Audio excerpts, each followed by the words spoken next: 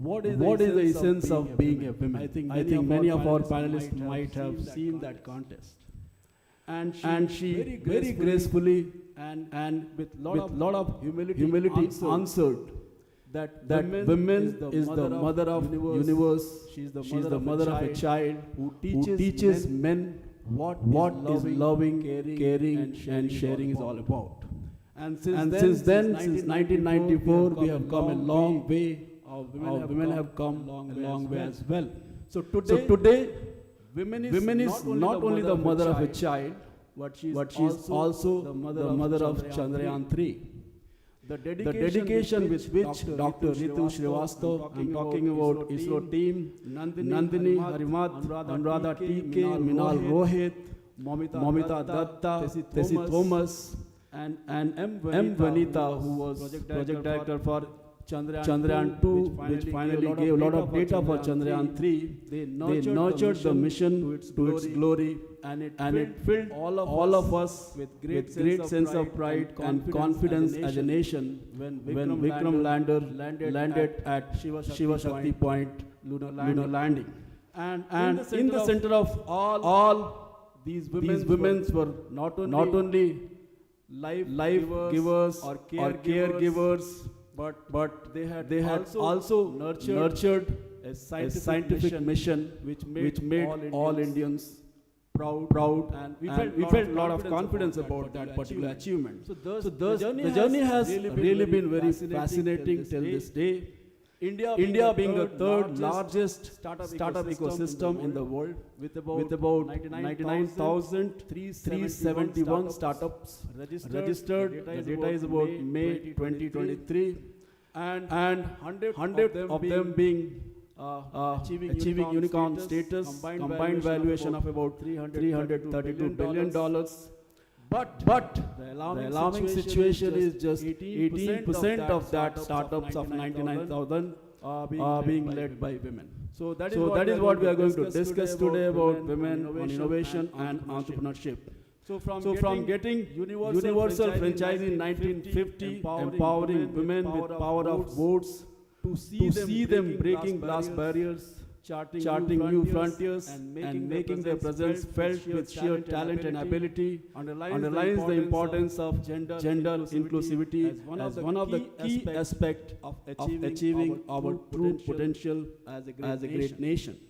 So why it is important that our women should be in the forefront of all the economic, research, development, innovation, and entrepreneurial activities. So just to highlight this, I was flipping through a research paper titled Gender and Its Rising Role in Modern Innovation and Entrepreneurship by Chitranjan Chatterjee and Swapnika Ramu, which was published, I think, 2018 by IIM Bangalore Management Review. So it provides an answer. The answer is, women spends about 90 cents of every additional dollar of income she receives on her family, health, nutrition, and education, while men just spend 30 to 40 cents. Yeah? Hence, increasing women participation in innovation and entrepreneurship will directly impact family, community, and society at large. This world will definitely be a better place to live, work, and enjoy. So gender gap in innovation and entrepreneurship represents a lost potential for growth and prosperity. Countries and regions with the largest gender gap in labor force participation incur income loss of up to 30% of GDP per capita. Therefore, lessening gender gap and promoting women innovation and entrepreneurship are increasingly seen as essential for economic development and poverty reduction. The fifth SDG goals by UNDP envisages the roadmap and the milestones the countries must achieve. So India, poised for a big leap, harnessing the women potential in all aspects of economic activities are the key to we achieving our entire development goals we are dreaming for. Today, only about 22% of women in India are in formal workforce, truly alarming. We are ranked 135 of total 146 countries on Gender Gap Index released by World Economic Forum 2022, just ahead, marginally ahead of Saudi Arabia, Pakistan, Somalia, and few of the other developing countries. 19 of Indian girls joined all-male bastion of NDA, National Defense Academy. We are the neighbor of them in 2022. A good beginning indeed. We have just inaugurated rapid rail service system yesterday in New Delhi by Prime Minister Modi, all operated by women, all staff from drivers to cleaners to attenders and everyone. Getting women reservation bill this year passed by Parliament. MP government moving ahead with reserving about 35% of all government jobs for women. We have She team in Hyderabad, Telangana, which takes care of women inclusion. We have Anti-Romeo Squad in Uttar Pradesh, which takes care of any kind of women harassments on road or in schools or colleges, anywhere. We have POSH, prevention of sexual harassments in organization, which enables healthy participation of women in workforces. So at policy level, government is trying their best. But as a society, especially I question my gender, are we enabling enough for them so that they feel happy and comfortable to be part of this growth and exciting journey? So, of course, we are on track with policy initiatives and facilitating all time to unlock the potential of women for greater achievements. But sky is the limit. I am sure that this conference will address all aspects of issues, opportunities, and challenges of women in innovation and provide great insights and learning to all our female students out here, and also provide answers to some of the key challenges which will prevent mainstreaming of women or facilitate mainstreaming of women to close this gender gap and achieve the objective of SDG 5 goals on gender parity. So ladies and gentlemen, we all tighten our seat belts and welcome all our panelists, and I look forward to today's proceedings. Thank you.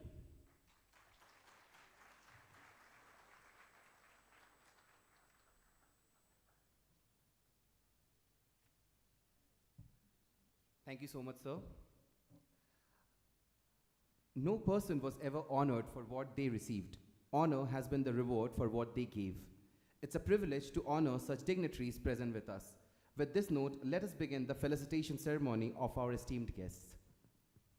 Our first esteemed guest holds a PhD in strategic management, specializing in business enterprise management from England, and possesses postgraduate diplomas in theology and journalism from Dayalbagh University. With an impressive career spanning over 3 decades, she has gained valuable experience in leading and managing incubators and accelerators at prominent institutions such as TNATE, IIT Madras, Pusa Krishi, IARI, ICAR, and Mary Startup Hub within the Mary groups of colleges. Her expertise extends to various domains, including setting up startup incubation centers, entrepreneurship, business strategy, and many others. Furthermore, our guest serves as the honorary G100 country chair for the startup ecosystem and holds the distinguished position for WICCI National President for the Startup Ecosystem and Incubation Council. In these roles, she collaborates with national and global stakeholders to foster a vibrant and inclusive startup ecosystem in India. Her areas of expertise also encompasses training and development, gender sensitivity, and values regeneration with a focus on empowering and supporting aspiring and established corporate professionals, entrepreneurs, especially women and youth. At present, ma'am is the CEO of Mary Startup Hub. With a huge round of applause, please welcome Ms. Anjali Nigam. I request Dr. Bharat Bhushan, Sir, Director, PIBM, to come forward. And I now request Anjali ma'am to come forward as well. Request to felicitate ma'am.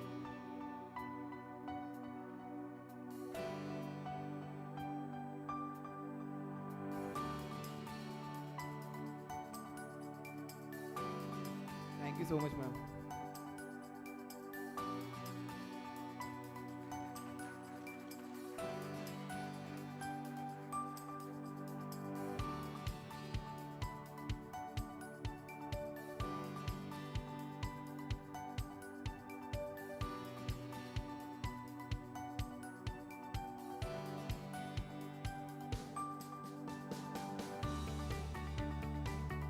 Our next eminent guest is an alumna of the N.L. Dalmia Institute of Management Studies and Research, who has successfully built a reputation as a strong business leader and has more than 20 years of experience in human resources and business roles across engineering, mining, minerals, telecom, BFSI, and many others.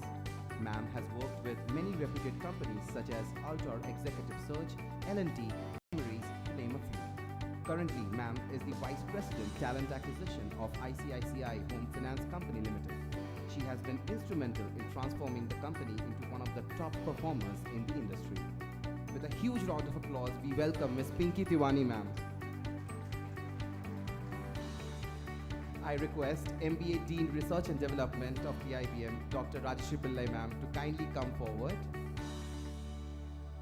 and felicitate Pinky, ma'am.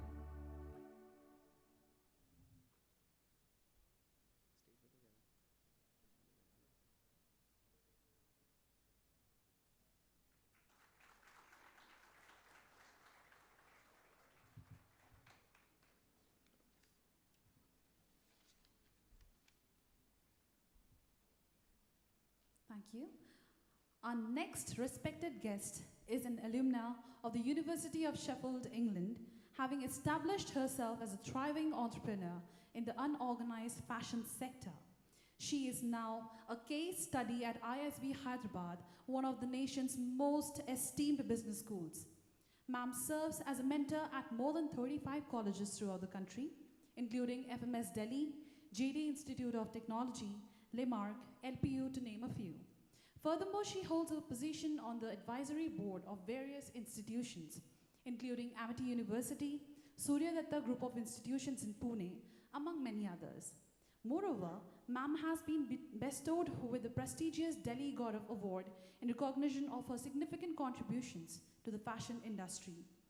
She has garnered accolades including the DLA Women of the Year, the Build India Award, and has held a place among the top 100 innovators by the World's CSR Congress for her efforts in raising disability awareness. Most recently, she was honored with the Economic Times Labels Award for her brand Office and You. Additionally, she boasts achievements such as the CII Young Indians Achievers Awards and the Global Women in Leadership Award for 2022, presented by the Global Council for the Promotion of International Trade. At present, ma'am is the founder of Varija Lifestyles. So with a huge round of applause, please welcome Ms. Varija Bajaj. And I would request Dr. Ridwan Mukhopadhyay, Assistant Director, Marketing, MDP and Consulting, PIBM. And also I would request Varija ma'am to come forward.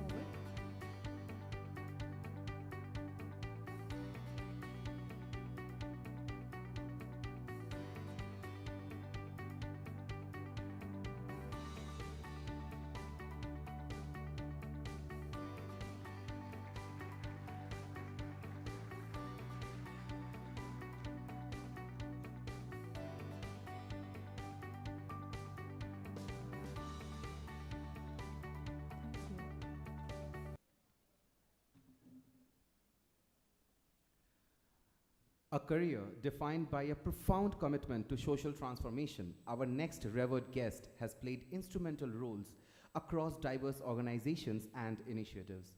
Currently serving in the position of Strategic Alliances at Vastu Housing Finance Corporation Limited, ma'am has spent the last 1 year and 4 months setting the course for long-term strategies in alternate channels, expertly structuring and operationalizing B2B partnerships and driving process optimization. Beyond her corporate engagement, she co-founded the Center for Inclusive Habitat in October 2020, embarking on a mission to empower urban habitats. Before her role, she has served as the lead of field engagements at the Indian Housing Federation, working on urban poverty issues and collaborating with government and non-government entities to devise comprehensive solutions. Her journey also encompasses roles such as program manager at IHF, where she gained valuable experience in low-income housing and held the prestigious Mother Teresa Fellow position at Ashoka University. Ma'am consistently demonstrated her dedication to making urban development more inclusive, uplifting communities, a commitment that has shaped her career and driven her involvement in various transformative initiatives. With a huge round of applause, please welcome Ms. Sayali Marwar, ma'am. I now request Dr. Bharat Bhushan Singh, Director PIBM, to kindly come forward and felicitate Sayali, ma'am.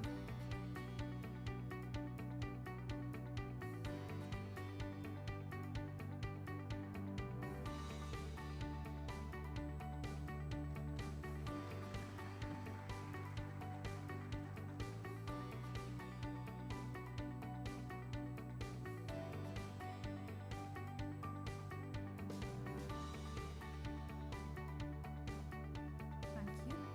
Our next honorable guest is the visionary founder and CEO of Wiggles.in, an acclaimed direct-to-consumer pet care brand specializing in preventive healthcare services and pioneering products for pets. Recognized in Forbes 30 Under 30 Asia class of 2021 and acknowledged as one of Silicon Asia's 30 best business leaders, Ma'am is a forward-thinking leader known for her innovative approach and her ability to inspire creativity within teams. An alumna of Rennes School of Business and British College of Canine Studies under her guidance, Wiggles clinched the coveted Retail Startup of the Year Award 2020 by Entrepreneur India. Additionally, Ma'am has positioned Wiggles as India's inaugural pet care brand certified by the IBPSA USA and the first to secure a veterinary license for cannabis-infused oil for pets in India. She holds a strong belief in adopting a futuristic outlook towards pet care and is also resolutely dedicated to reshaping pet care, revolutionizing processes, and transforming the ecosystem in unprecedented ways. With a huge round of applause, please welcome Ms. Anushka Iyer. I would like to request Dr. Rajashri Pillai, ma'am, Director, MBA, Dean and Research, to felicitate me.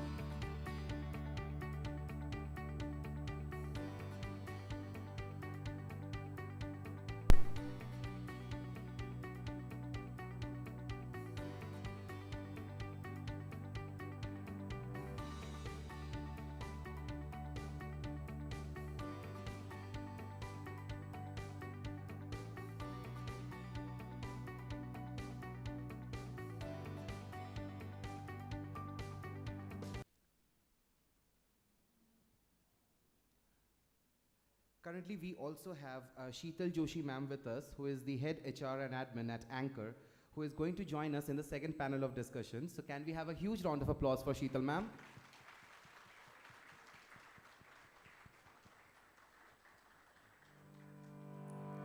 It's time to commence the discussion session in which our revered dignitaries will talk about innovation and entrepreneurship by women. This discussion will revolve around certain pointers. From idea to venture, women entrepreneurs' journey, funding challenges and opportunities for women-led startups, innovations that disrupt, women pioneers in technology and business, corporate entrepreneurship, encouraging innovation within large organizations, creating a supportive ecosystem for women innovators. This discussion will be for 60 minutes, followed by a Q&A session by the students for half an hour. I would like to request all our dignitaries to take the stage and start the panel discussion. I would like to request Varija ma'am to chair the session as well.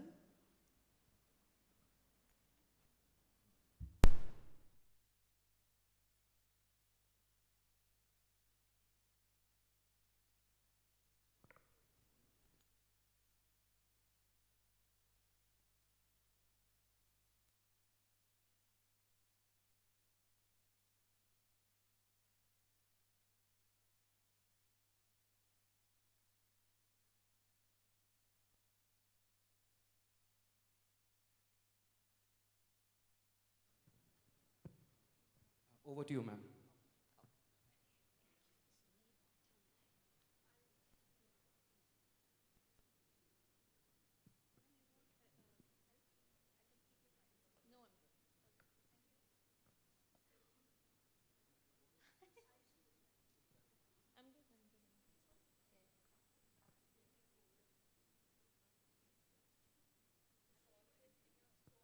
Women feel colder than men, right?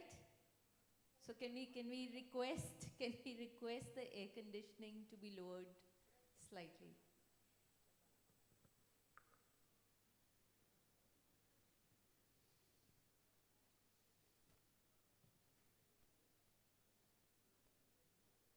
A very good afternoon, PIBM. I love the energies, and I think we've also been talking off stage. Such a warm welcome, such warm smiles. We really feel welcomed. We don't know how much can we contribute to this experience, but thank you for making it special for us. So I have been asked to strictly restrict myself to moderate the session with regards to women. But I have a question, because I think a lot of men will resonate with me over here. They must be feeling left out. When the bullet hits a soldier, does it know whether it's hitting a man or a woman? Hindi mein bolu? When the bullet hits a soldier, it doesn't know whether it's hitting a man or a woman. So when you're at the workplace, it does not matter whether you're a man or a woman. What really matters is what you bring at the table, right?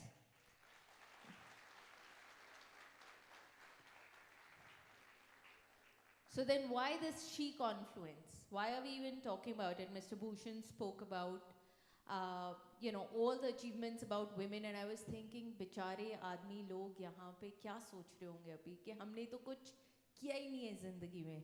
Am I right? No, there is a perspective to it. Why are we talking about women? Why has this been put together? Why do we have a panel which is so women-led? Couple of reasons. And I think there will be a whole generation discussion that we will have over here. The challenges that women faced 10 years ago, 20 years ago, what women here we have different generations on the panel here. What I faced 15 years ago and what women are facing today. It is very important for men also to know. Not to counter them, not to benchmark themselves against, but also to complement the women that they will be working with, either as subordinate or as a boss or as a colleague, for a better outcome of their own work. When the Prime Minister of India promotes Beti Bachao, Beti Padhao, he's looking at a 5 trillion economy. He's not going to achieve it alone. He's not going to achieve it only with men. You do need women around, and that is the reason why we are over here. But without much ado, I would start with the agenda, and feel free to note down the questions. I think this will be a more empowering session and more enriching session if we have questions from you towards the end.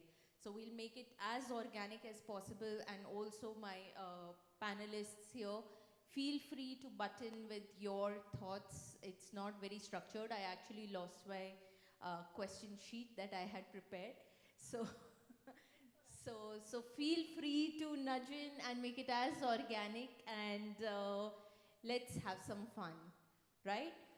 So, Anushka, 20 years ago when I started in 2004. I come from a family where the women of the family didn't work. I had a different kind of challenge, trying to pursue my parents to push me to study, and then study. I'm a double postgraduate, so study further and then study further and finally get on to doing work. How has been the challenge for you? I mean, you're a next generation for me. And, from the idea, from the venture to finally the execution, your thoughts? Thanks, Varija, and lovely to be here. I love the energy, and I hope to hear more from you guys. Yeah, you're too silent for me. So I really hope I can hear more towards the end. But yeah, to answer your question, Varija, so for me, thoda different tha yaar. I come from a family with serial entrepreneurs. Let me put it that way. So growing up, I've seen my father, mother, all running their own ventures. Of course, they were first generation founders and entrepreneurs. But I think that really inspired me. However, there was no rule in my house. I think my parents never wanted me to be an entrepreneur, in all honesty, because I've seen the ups and downs and the travails of entrepreneurship, right? It's not always hunky-dory. There are two facets to entrepreneurship. The other one is lesser known, of course. So as a daughter of fellow entrepreneurs, I mean, I've seen it all, safe to say. And I've also understood that humility is very important when you're on this journey. It cannot always be ki aap idhar ho. There are moments which really crash you and bury you, but it's all about I think the essence or the spirit of entrepreneurship is when you're able to get up, rise, shrug it off and say, hey, yeah, I failed, but let me learn from this and move on, right? I think that is the biggest essence of entrepreneurship, which also resonates with the resilience that comes within you or the grit that you have, right? And if I were to summarize entrepreneurship in a nutshell, that's what I would call it, resilience and grit. And of course, humility, the most important aspect of it all. But I think I was in France. I wanted to do something, with animals. I was studying and I was doing my international management in one of the premier business schools out there called the Rennes School of Business. But when I started out there, I didn't know what I wanted to do. I said, I want to do something. I was very aligned towards social entrepreneurship. My first venture I started when I was 17, lesser known, in India, and which was on the lines of social hygiene, because I felt there were not enough public loos for women. And that's something I wanted to do because I think women, men, irrespective, have all faced that, right? So yeah, I did something on those lines, picked up the experience, went abroad to study, came back with a whole lot. And I think that's how Wiggles truly began. I've always been an ardent animal lover. Animals, any animal, I don't say dogs and cats. Aap saap bhi rakho mere samne, it doesn't matter to me, I love them as much. And so I've always had this habit where I nurture animals and leave them back into the wild. I'm the crazy one and my parents had a really difficult time growing me up because I would always be off rescuing some animal or the other. But I think I'll always say this, I think I was the lucky one chosen to be on this journey. Wiggles would have happened irrespective of me coming in. I think it is the need of the hour. Pet care in the country and globally is booming. COVID, of course, was a game changer. Wiggles, of course, grew 7x during COVID. I think the number of pets we have all brought home, I'm sure, and I was hearing that there are a lot of pets in this campus as well. I think it's all sort of grown, and I think people are choosing to look at pets as family members now and not just fellow companions that you have in the house. So yeah, I think it was the need of the hour, and I think I'm the lucky one chosen on this journey more than anything else. So I came back to India. I was very clear, udhar sab rehna nahi. I got a great offer there. I thought, pehle to I went off thinking, I'll settle there. But then I realized that I want to build for India. And I think that's where the opportunity truly lies. It's not abroad, it's actually in India. So I finished everything off, I came back to India. But one thing I want to mention, because I think this is the right platform, something I've never mentioned before. I think I was able to actually work on Wiggles throughout my education as well. And that is because I had a very supportive business school. Where I had semester exams the next month, and I went up to my dean and I said, hey, I have to go back to India. Wiggles is shortlisted for Y Combinator, and we have an interview and all of those things for funding. And he said, don't worry about the grades, just go and do it. And off I went, and the next day I was in Bangalore and doing it. And I would have never been able to do it if not for my business school. So I think you guys are in great hands here. And I think you all need to respect and honor and cherish that and make the most of it. Because I think a lot of what you conceive, a lot of ideas that sort of come in today is what is going to grow you in the future, of course, if you choose the field of entrepreneurship. So please go ahead and do that and chase your dreams. I think 2 points that you missed here, Anushka. One is compassion, which you're brimming with. And if you haven't seen the Wiggles LinkedIn page, go and hit the like button. See the content. Oh my God. You have to be really in love with what you're doing to be doing what you're doing today. So it is the kind of content that you're putting. It does not look forced. It does not look fake. It looks truly genuine in whatever that you're doing. So compassion is what Thank you. miss. That's very kind of you. And I think another aspect is grit. So what you spoke about, and trust me, most women have a choice to not do it. So most women in India have a choice. So the women who are here or the women who decide to actually work, they have a lot of grit to go against all the odds, because they always have the choice to quit. They have the choice to quit when they get married. They have the choice to quit when they have a baby. They have the choice to quit when the in-laws or husband is not supporting. But to still pursue what they're doing, it requires a lot of grit. And thanks, Anushka. I think it was a brilliant share. I think another aspect that women, they're subject to a lot of biases. And a lot of women here will decide to probably start something on their own, have a startup. There are different kind of biases, Dr. Anjali, and you've dealt with the incubation centers. You have one of your own. What do you think are the challenges and opportunities for women-led startups particularly?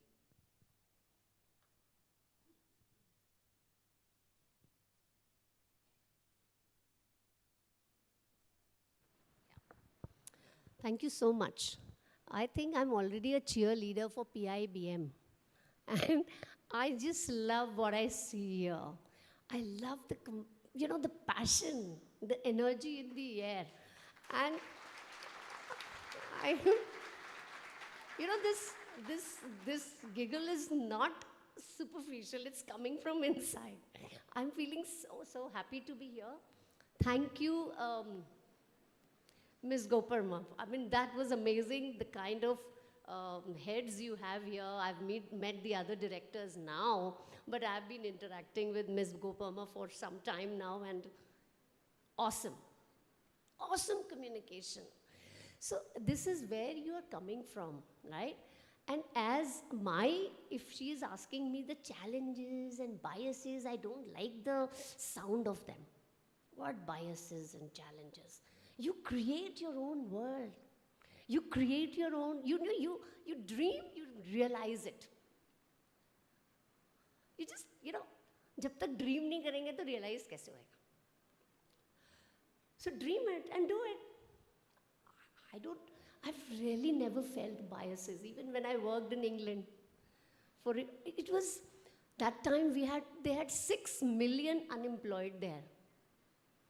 And I got 7 jobs. So it was really awesome.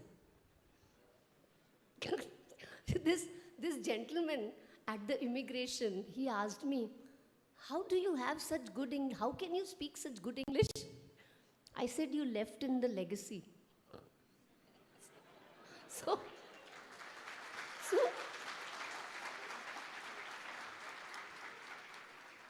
it's all there for you.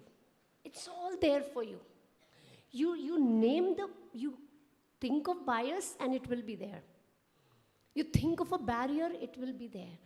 You think it is absolutely, everything is there for you. The universe is listening all the time. The 5 koshas which you are made of are listening all the time.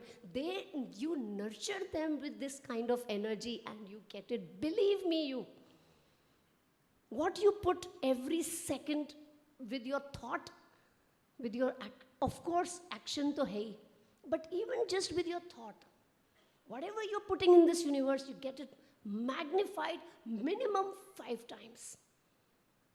It is not miracle, it is metaphysics. I don't know what is metaphysics, but it works. I believe in quantum systems theory. It is age of quantum systems theory, right? We used to have, we studied classical theories, कि सारे variables एक ही direction में एक ही तरह से चलते हैं.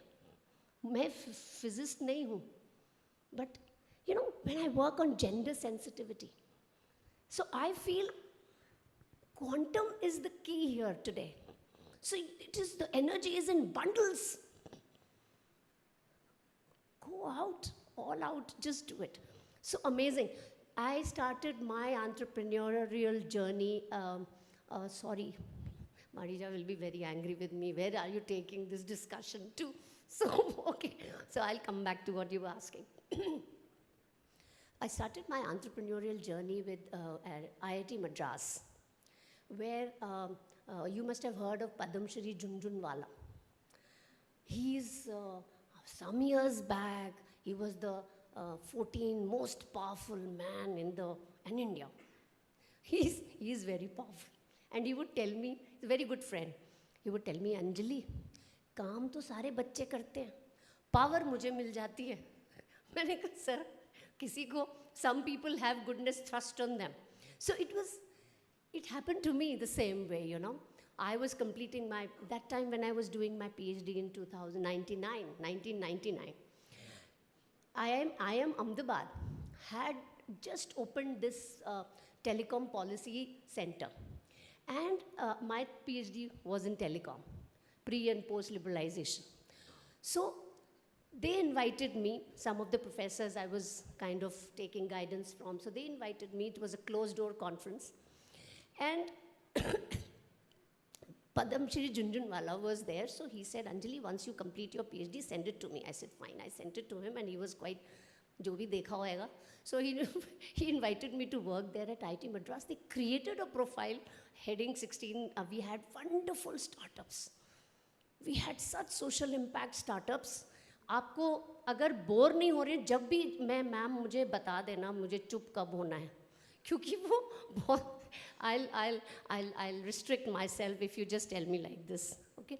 So you know the for which Jhunjhunwala got Padam Shri, that startup is, you know, I was heading them for strategy and training and strategic direction, mentoring CEOs. It was awesome. So my entrepreneurial journey started with a bang like that, because where I got to learn from these entrepreneurs of such substance. Midas Communication was the first, was our biggest startup, and it was making codec technology. Codec was a kind of a socho tum ek dabba, which was put on a pole, and that gave wireless. That was the wireless and local loop technology which they had innovated, and it gave wireless to telephony and internet to 25 kilometers radius. उसके पहले copper wire use होता था telephony में, इसलिए rural India में जा ही नहीं पाता था, इतना महंगा पड़ता था. So Jhunjhunwala promoted, so no, he's father of that, you know, those startups. So we could take telephony, we could take e-governance, we could take e-education, we could take to those remotest part of India, and that is where this happened. And this Padam Shri. And the other startup, E-Nlog, was where we would put these kiosks in the villages, and वहाँ पे हम उनकी local youth को हम entrepreneur बनाते थे. और वो local entrepreneur जो बनता था, उसको हम support करते थे, उसको train करते थे, और उसके kiosk के द्वारा उसका हम business करवाते थे. But it went into a lot of grey, mushy waters, and one day Jhunjhunwala comes into my office in IIT. It was beautiful office I had, beautiful office. Jhunjhunwala का तो छोटा सा कमरा था without AC. हमारा तो इतना बड़ा office because we had. Dr. Nigam has tossed my question completely. There are no biases. I was talking about biases. ये तो अपनी trip में मैंने तो पहले ही बोला मैम biases है ही नहीं, देखोगे तो दिखेंगे. So it comes back to the same thing that I started with, which is the bullet. So she did not bother whether she's a woman or a man. She took the bullet on her chest and she thoroughly enjoyed her journey.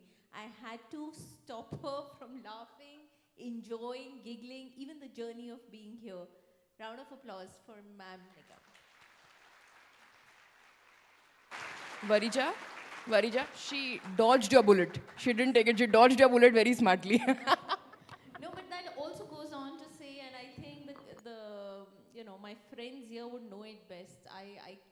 I remember it, but I can't narrate it. Shah Rukh Khan ne kya kaha tha? What about Kainat or something, something? Can somebody say that for me? Yes, please.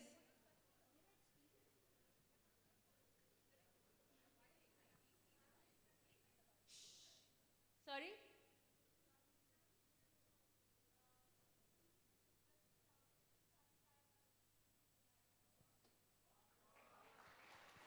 किसी चीज को शिद्दत से चाहो तो सारी कायनात helps you, right? So that's exactly what she's talking about. Forget the biases, forget what is coming as a hurdle in front of you. And she spoke about quantum physics, she spoke about the energies around. If you think that there is positivity around, you will not see the negativity, even if you wish to. So thank you so much once again. And I do want to bring in Sayali, because we were discussing, off stage, and also I happened to read a little bit about the Vastu Finance and how they are supporting women. So would you want to elaborate about creating a supportive ecosystem for women innovators and, absolutely at the ground level what you're doing, if you could guide some of our friends here? Absolutely. Thank you so much for having us here. It's really wonderful to see these young faces. This has been like probably 10 years back that I was in a college, 10, 12 years back, and we used to attend such panel discussions and, really pick up on things, right, that came from this. And these were really fueling discussions which definitely has had an influence on me. So kudos to PIBM for organizing such thoughtful panel and events. You guys are lucky. So to answer Varija's question, I think before I answer what Vastu is doing in terms of empowering women, I'd like to talk about a particular aspect in the work culture at Vastu. Yeah? Because there is one discussion pointer, if you've seen in this brochure, which is intrapreneurship, right? So I guess barring Pinky and me over here, three of them are serial entrepreneurs that are on hardcore entrepreneurial journeys. I have been myself on entrepreneurial journeys, but that did not pan out too well for me.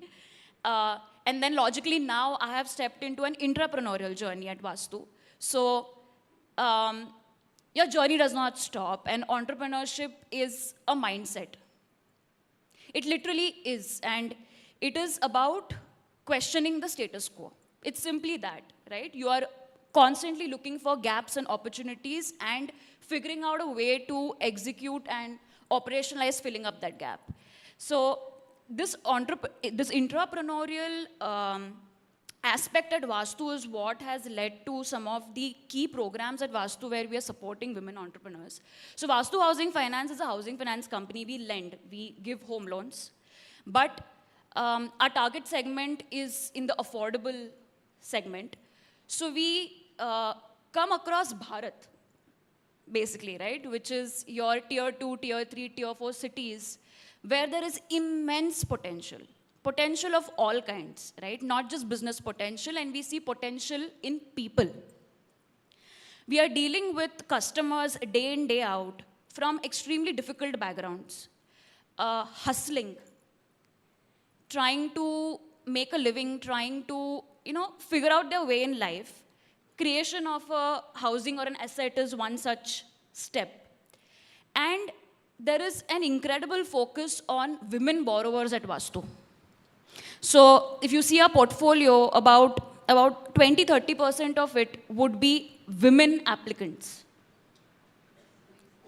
right? And these women could be single women or married women. It does not matter. It is about the journey that a woman is on to create her financial standing in the society, which all of us understand is difficult. As ma'am was saying, the bullet was inconsequential for her, but probably that's not the privilege a lot of people have. So I think in terms of our lending philosophy, the way we lend, encouraging women borrowers to come forward and take loans, and create that financial inclusion is one such conscious effort from our end. Apart from that, I myself lead a CSR initiative at Vastu. So it's called Uchi Udan. And again, this is inspiration from our women borrowers, that there are so many women out there that are, for the want of a conducive ecosystem, are not able to aspire for entrepreneurship. And these are it's a term that I coined because I had to give some structure to the program. These are micropreneurs, right? So these are women that are aspiring or are in an initial stage and are wanting to scale up. So it's sort of our own mini incubator we've created for women from underprivileged backgrounds, where we partner with non-profits that have a deep community reach. They identify these deserving women. And for me, these deserving women are women that are really coming from difficult backgrounds. And it's appalling to see how unsupportive their families can be. It's appalling to see, right? And then they're willing to break those shackles, come out of it, enroll themselves in this program. There's a seed capital we give about 10,000. It's not a cash capital. It goes towards any equipment or raw material that they need to set up that micro business. And then we support them for about 3 years to see them achieve that quantum leap. So last year we launched this, and we've reached out to 550 women across India. And I'm super proud of our organization for being able to invest in this.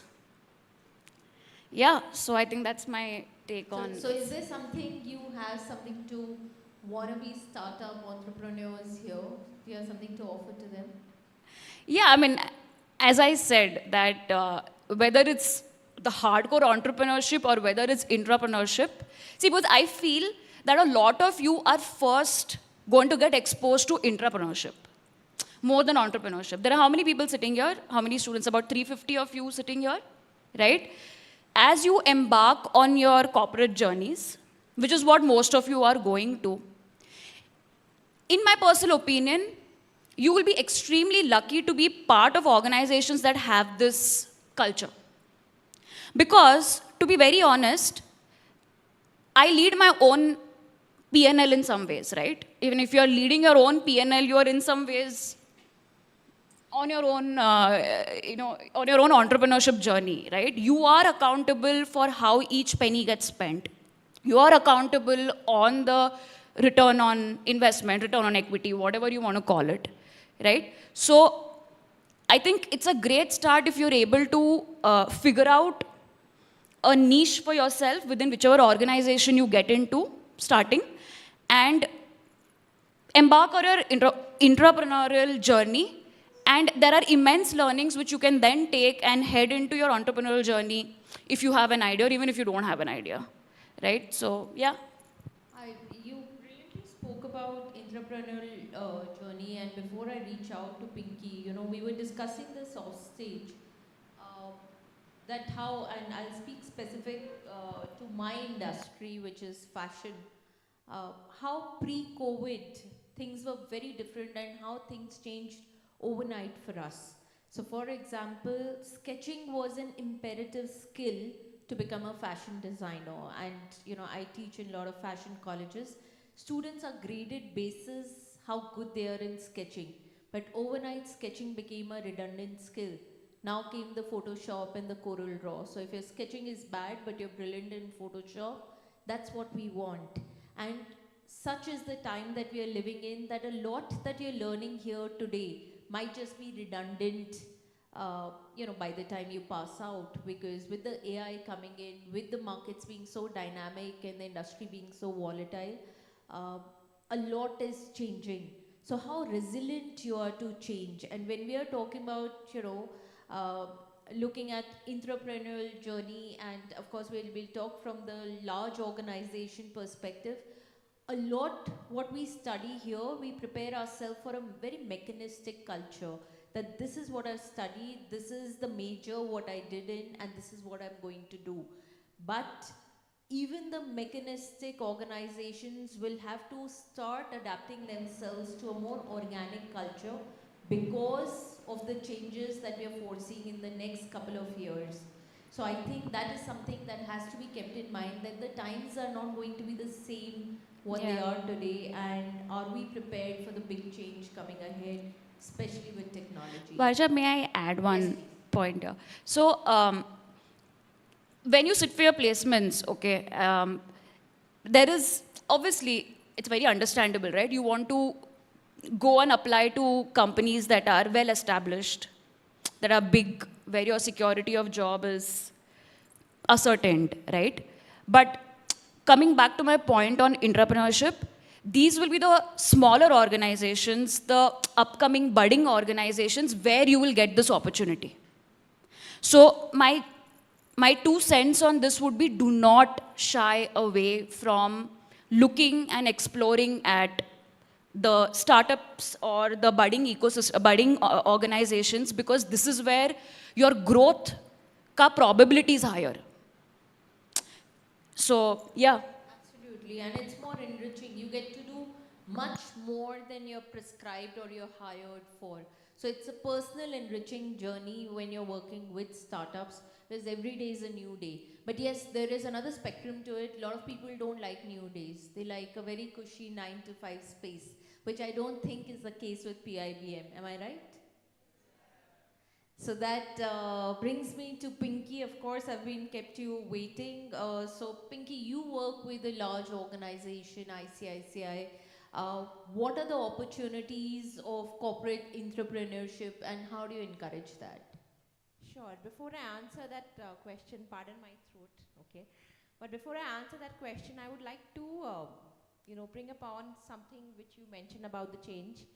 So we are currently living in a VUCA world, is what we believe in, okay. What I keep telling my team and everywhere where I go for campus interviews is, one thing which is going to be constant today, every day, always, will be change. Change is something which is going to be constant. And ICICI as an organization, the DNA is, we only keep changing. So while, some of you would think that, okay, ICICI has been since 7 decades, but the reason why we've been able to survive is because of the constant change. And that's where, all of us need to understand that change is something which is going to bring us where we are, right?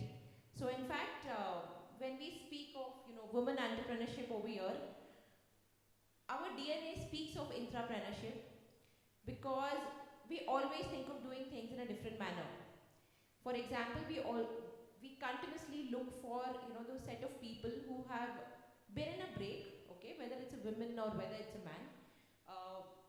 And we look at people when we hire for intent. That really helps us, because then the gap of 2-3 years doesn't matter, okay. We understand that a woman would have gone through a break for a particular reason, and I'm very, very glad to say that we have hired many, many such women who've been on a break, but they've come with the right intent, and we've given them totally something different. So we don't really believe in giving the person what the person has done, unless it's a niche role, okay? But we look at a person as to what is the passion, what is the intent the person brings in, whether it's a man or woman, and that's how, we kickstart the person's journey. And when I look at people who join us as management trainee or executive trainee, we have various programs. I look at people in 1 year, what they're able to do is what people have done in 7-8 years. And we actually give them those designations. There was a girl whom we took as a management trainee, and in 1 year, after 1 year, she led the market risk department. And for that, I was looking at somebody for 7 to 8 years experience, right? So that's the kind of entrepreneurship which we provide to our employees. I would also like to touch upon something which I truly believe in. So physics is what I'm an ardent follower since a very long time, after brain science. What I'm really following is the string theory, and all of that speaks of only one thing, what we are all over here together for, is becoming one in consciousness, okay? So whether it's a man, whether it's a woman, all of us are made of the exactly same element. If anybody wants, you all can read about it. It's a vibration that we're all made up of. And the reason why I think, we are talking more and more on women entrepreneurship, we're talking on, you know, various policies which are, you know, important for women like POSH and all those things, is because we are realizing, you know, as humanity, that when we have to go above, okay, above and beyond than what we are, the only way we can do it is together. And there it's not going to matter what is our gender. So I think to all of you, I would like to say, enjoy the journey that you all are going to be a part of. I know all of you all are going to be a part of campus interviews, you know, and various other things. When I go to campus interviews, you know, I do see a little difference, you know, when how women come, how girls come across and how boys come across, you know, but that is changing now in a couple of years. Don't look at yourself ever as a gender. There is no bias. Like Anjali said, there is no bias for a man or a woman. And this could come for a boy also, that okay, you know, maybe because she's a girl, you know, that's the reason why she's getting that opportunity. But there are no such biases. And wherever there are biases, it doesn't matter. You will always be in a better place where there won't be. So the best thing to do is to just look at yourself as a person and where you can reach infinitely. Infinite is what I feel we can reach today, whether it's a man or a woman. But somewhere, because of, you know, at times it happens that, you know, there's an upbringing, there could be possibilities that somebody is low in confidence. I think I'm happy that institutes today inculcate all those things, and I don't think there's any difference that we keep. So please look at your journey as wherever you can reach is infinite. Because whether we are hired in whatever role that we are into, we truly believe that, you know, there's nothing which we can't do. In fact, this is the word which we don't use, and I tell my team to not use, is can't do. That is the word which can't do. जैसी कोई चीज़ नहीं होती है. एक ही चीज़ होती है, either you succeed or you learn. That's all. There is nothing apart from that. There are no failures. If things have not worked out, it was meant to be that way because something else was meant to happen. What we also do is, so like I said that, you know, we take people, we take women, men, you know, from different backgrounds, you know, people who come with passion. We tell them you come and be a part of this role. And then we have also moved people from HR to business roles. So there was a lady in HR, we moved her to the business role because she wanted to do that, right? So if somebody wants to do something, you know, we give that opportunity. And I think as leaders, you will become leaders soon. Maybe if you start your entrepreneurial journey, you will be a leader immediately. It's important that we don't look at a person with any sort of biases, you know, because the moment we do that, you know, we are really restricting ourselves. और restriction कहाँ से आता है? हमसे ही आता है. Obviously, we are all wired in a particular manner. A man is wired in a particular manner. Women is wired in a particular manner. So the reason why we all do this confluence, we come together, is so that all of us work with our strengths. Somebody would have some strength and somebody would have another set of strengths. Nothing is wrong. Nothing is right. Okay, if there's an aggressiveness, that strength is required. If there's a caring, that strength is required. If there's a number strength, I hear some people saying, I do not really comment when people say this in corporates, but I do hear people saying that women do not have a number sense.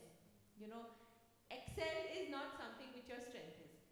All I want to tell all of you young ladies is to not look at it that way. It doesn't matter what anyone tells you. The only thing that matters is what you talk to yourself, you know. So please talk to yourself and understand what matters to you. And after that, I don't think there's anything that is possible. And as leaders, look at people as, you know, your assets who are going to build you. And see, a leader is not the person. Like, you know, when I tell my team, I tell the management trainee, you're not a fresher. Okay, you can lead. So gone are those days where there are, you know, pure hierarchies which are going to happen. There are going to be organizations, and we are already going in that path. There will be a project leader who will be a management trainee, and then there will be other people who will be working with that project leader. It doesn't matter. I have done that in my team. I've told my girl that you're the project leader for this. If you have to follow up with me for that, yes, you have to do that. So there is no hierarchy. All those days are gone. We don't talk in hierarchy. We definitely don't call each other sir and ma'am, and we give penalties for that. So non-hierarchical cultures are something which we have created over here. And I look at women when I look at all these things, and also men, of course. I don't want to say that, but a lot of people, we tend to look at it. Okay, this person is in a hierarchy, whether it's a man or a woman. I don't think there are any hierarchies that exist, whether it is gender, whether it is money, whether it is anything else. I think, Pinky, you've touched upon so many points that have got my brain tickling. And one thing about can't do or I don't know in today's time and age is the lamest excuse. I don't know, everything is a click away. Me being a fashion designer who hasn't studied fashion, me being an interior designer who hasn't studied interiors, me somebody who didn't get through NIFT, which is the #1 fashion school, but teaching at NIFT. If I can do that, anybody can do anything, for sure. And I think another aspect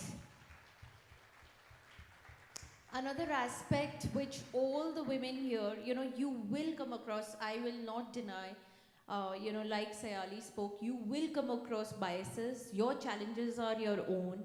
You might be coming from families, you might be coming from environment where women are restricted. But you know what? You're not fighting just for yourself. And that stands true also for men, because you will have daughters, you will have wives, you have sisters. You're also leaving behind a legacy of change. So consider this as a responsibility, that whatever that you're doing, you're not here to fight those biases. You have the responsibility to co-educate. My father had never seen his mother or his sister ever working. He wasn't coming from that environment. Of course there was friction, but it was my responsibility to co-educate him and show him a whole new world without friction. So हर चीज़ में लड़ना नहीं है, लेकिन उनको साथ में लेके चलना भी आप ही की जिम्मेवारी है. It's equally, you're responsible for the next generation. So my next set of siblings, all of them are working without any friction, because I led the way for them. The friction was there for me, but not for them. And last thoughts, half a minute from everybody before we open to the questions here, is that we are seeing technology in a very big way. Partially from the women perspective, like you spoke about, women and numbers are not spoken in the same breath. So also goes for technology. What are your thoughts, Anushka? Just have for 1 minute on, how are we seeing technology coming in your space or from the larger perspective, and women particularly? So I think it's very interesting you ask me that, because I just recently opened a job profile for Wiggles. It's called, and that's literally the name on LinkedIn, it's called ChatGPT Expert. I'm literally hiring someone who understands ChatGPT and can make my team's life easier. In a sense that, honestly, if you look at technology or you look at the whole landscape, I think common sense goes a long way. When people are hiring, especially startups like mine, what we look for is, of course, educational skills and aptitude, but the larger weightage goes to, are you a go-getter? Can you get things done? Do you have the common sense and the skills to make things happen? And can you find logical solutions to problems? So हमारे यहाँ पे कहावत है कि अगर आपका कोई problem है तो हमारे पास आइए, but 3 solutions के साथ, because that's what you're there for. You need to think of those things, right? And failure is part of it all. I mean, failure doesn't make a difference at all. But I think with the advent of technology coming in, especially AI, to a greater scale, I think life has become so much more easier. Like you rightly said, right? Sketches are now a thing of the past. And I think now your skills on, let's say, a Coral, for example, is what really counts, which ChatGPT again, and all of these AIs are making so much more simpler. I think with the advent of this, if we harness this the right way, and if all of us, so for example, in Wiggles, we have a whole training thing where every employee gets to know how to use ChatGPT and other AI tools to help them work and progress better, with their responsibilities. So I think if we learn to harness it the right way, I think we'll go places with much more efficiently and effectively, with less hard work, but rather smart work. But just one thing that I would like to say, basis all these lovely inputs that we've had, over the last 30, 45 minutes, I think a lot of pressure, and this is something I feel, I think a lot of pressure is put on a woman to take a hammer and shatter the glass ceiling. I don't understand why. You don't have to shatter anything. I think as women, our onus is to use that space and make it much more inclusive for everyone. And this is not just women. This is men, women, anyone for that matter of fact. If we have seen something happening in the past, doesn't mean it has to happen in the future, right? So please forget shattering the glass ceiling. Focus on how you can make it a much more inclusive space for everyone. It's not just, the boardroom. This is everywhere. Make it inclusive for everyone. Make a man feel as welcomed as you are and vice versa. Gender equality is what's more important. equity is what's more important. And I think that's where the focus or the theme of rather SheConfluence is also, right? I mean, everyone's equal. There is no one who's upper, no one who's niche, it doesn't matter. End of the day, we are all the same. So we're cut from the same cloth, our blood is the same, everything is literally the same. So there's nothing, there's no difference whatsoever. So I think we need to harness that, and I think we need to accept that across the country, globally, and I think we'll go places. Yeah. I mean, there's nothing that can stop us. Beautifully encapsulated. Sayali, your thoughts on technology and final concluding remarks. Yeah, so I think, so the industry that I'm representing here today, which is finance, or rather lending in particular, the advent of digital and digital lending, which I think impacts all of us today, right? All the customer journeys have become so instant. Instant to an extent, I was telling you guys on the offline that RBI has had to come and regulate the the industry, you know, because fintechs are sprawling so much. So technology has really made its way in our lives. It's a given that we have to operate with it. Operating without it, I think, is not possible anymore. Earlier, we used to have the question of access, right? We would question whether technology is really accessible across classes, across socioeconomic structures, across gender. But I feel like that is also a moot point now, largely.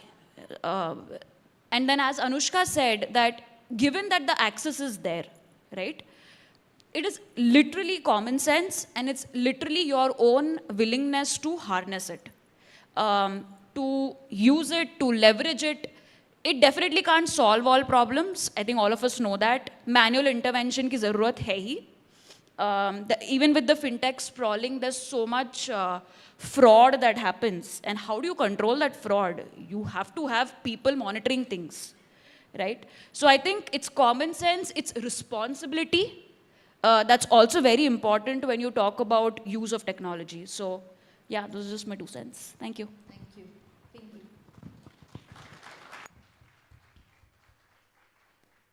So I would like to say in this manner that we have evolved as humans from cavemen. It's just 100,000 years maybe, a little more.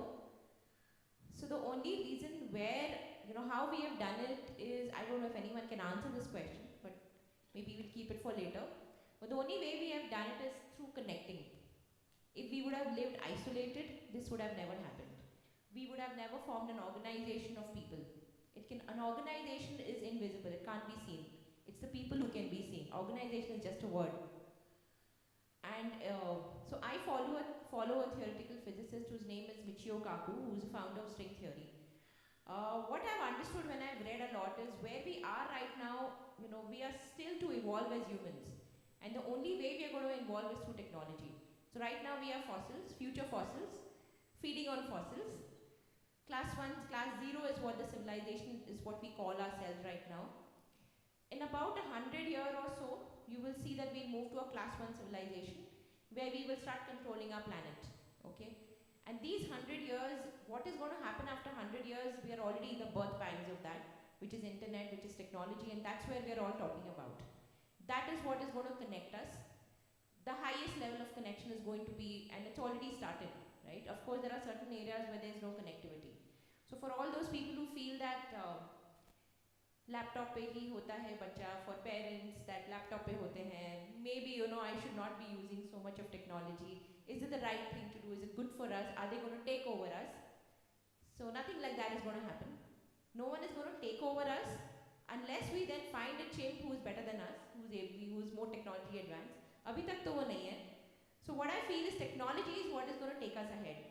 And the more we try and we shy away from that, we don't use digital, we're just going to be left behind. So I think we need to evolve. We are yet to evolve, and the only way we'll evolve is through technology. And that's why there's a lot of loud sound, in the last 2-3 years during COVID. And I think technology has moved really faster than what it was pre-COVID. I look at it that way. Thank you. Thank you, Pinky.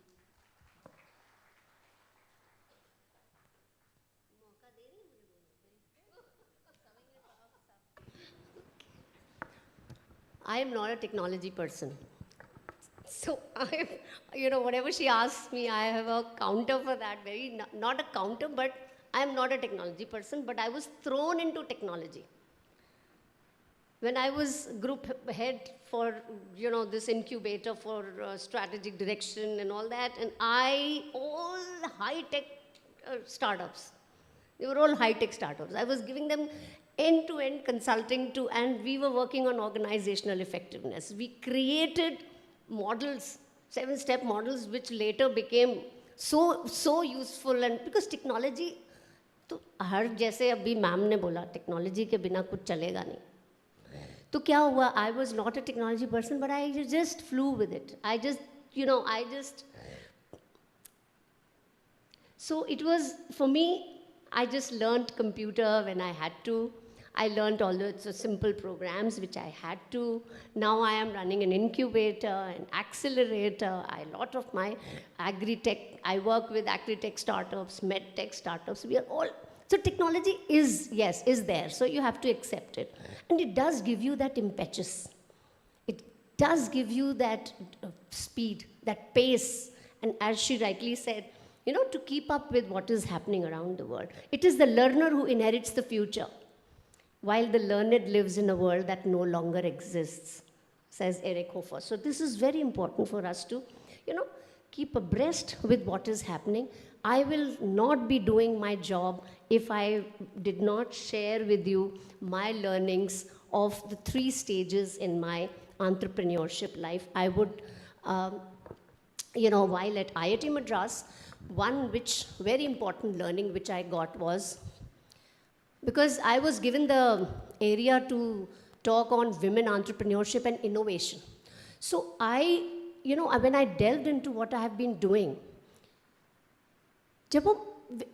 when we were when we were innovating those startups and we were bringing out social impact startups, the one thing which hit me, innovation is not just something new or which has, of course, it has to have value.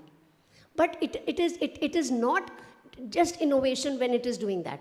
It can also be innovation when you are re-engineering it, when you are indigenizing it. So that was a great learning for me. And one very terrific learning, ma'am, is the leeway which you give.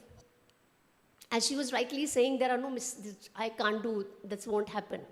So the leeway you give to your students, to your colleagues, to your peers for making mistakes, for experimentation, for innovation, the kind of environment which you create, that helps, that creates unicorns. That I don't like to speak about unicorns, because I like to talk about those minds, those brilliant minds which we have.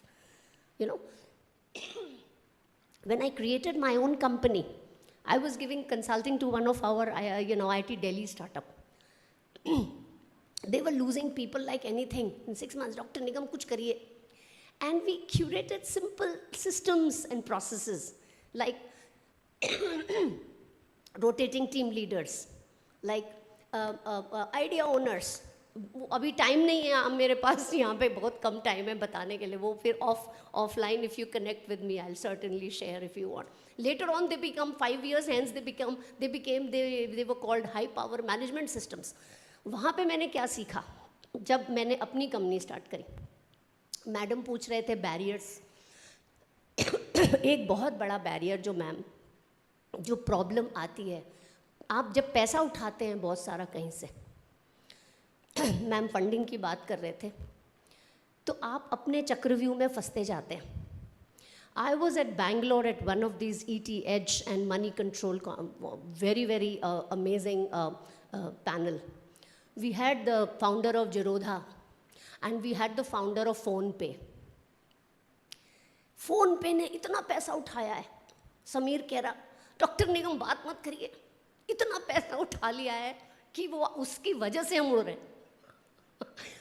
उधर जिरोधा वाला बड़े आराम से, he's totally bootstrapped. Believe me, I always encourage my startups to उतना ही फैलाओ जितनी, और उससे grow करो. Somebody was talking, we've been talking about organic growth. Please do that. Because that is your self-belief. That is the, the conviction and the trust which you earn, and then it rotates. It is a cumulative. So I learned, and one thing which very important, which I learned when I ran my own company, this founder of IIT Delhi, उस समय मैं उसको भी consulting दे रही थी. कहता है, doctor निगम, आपका स्टार्टअप कैसे चल रहा है? मैंने कहा, ठीक चल रहा है. तो मैंने कहा, हाँ, रिलायंस को कंसल्टिंग दे रहे हैं. इतने बड़े बड़े कंपनीज को. पता है, एक सेंटेंस उसने कहा था, वो मुझे बाद में रिबाउंड हुआ. He said startups work with startups. And he said it twice. And I did not realize. When I could not I hired 10 interns from IIT Madras and had put such huge team working on their projects, and I could not recover my money. I had to close down my office. Startups work with startups, he said. Because they understand your pain. They understand where you're coming from. They understand your context, right? And another learning, one more learning while I was running my own company. Create your, it is irrelevant what domain you choose. Of course you can make your work your passion. But if you make your passion your work, sky is not the limit. I always say sky is not the limit. And you can create your blue ocean in your red ocean. Think about it. I'm leaving it for your, आपको क्या बोलते हैं उसको? बहुत सारा चारा. Create your blue ocean. Sir, thank you so much, ma'am. But I want to give them those terminologies which may be little more exciting for them. So, chara for the mind. So, blue ocean in red ocean. पढ़ना इसको जाके, ठीक है? और वो करोगे जिस दिन किसी भी सूरत में कहीं भी स्टार्टअप स्टार्ट करो, कहीं भी खड़े होगे, और कैसे नहीं खड़े होगे तुम्हारा startup.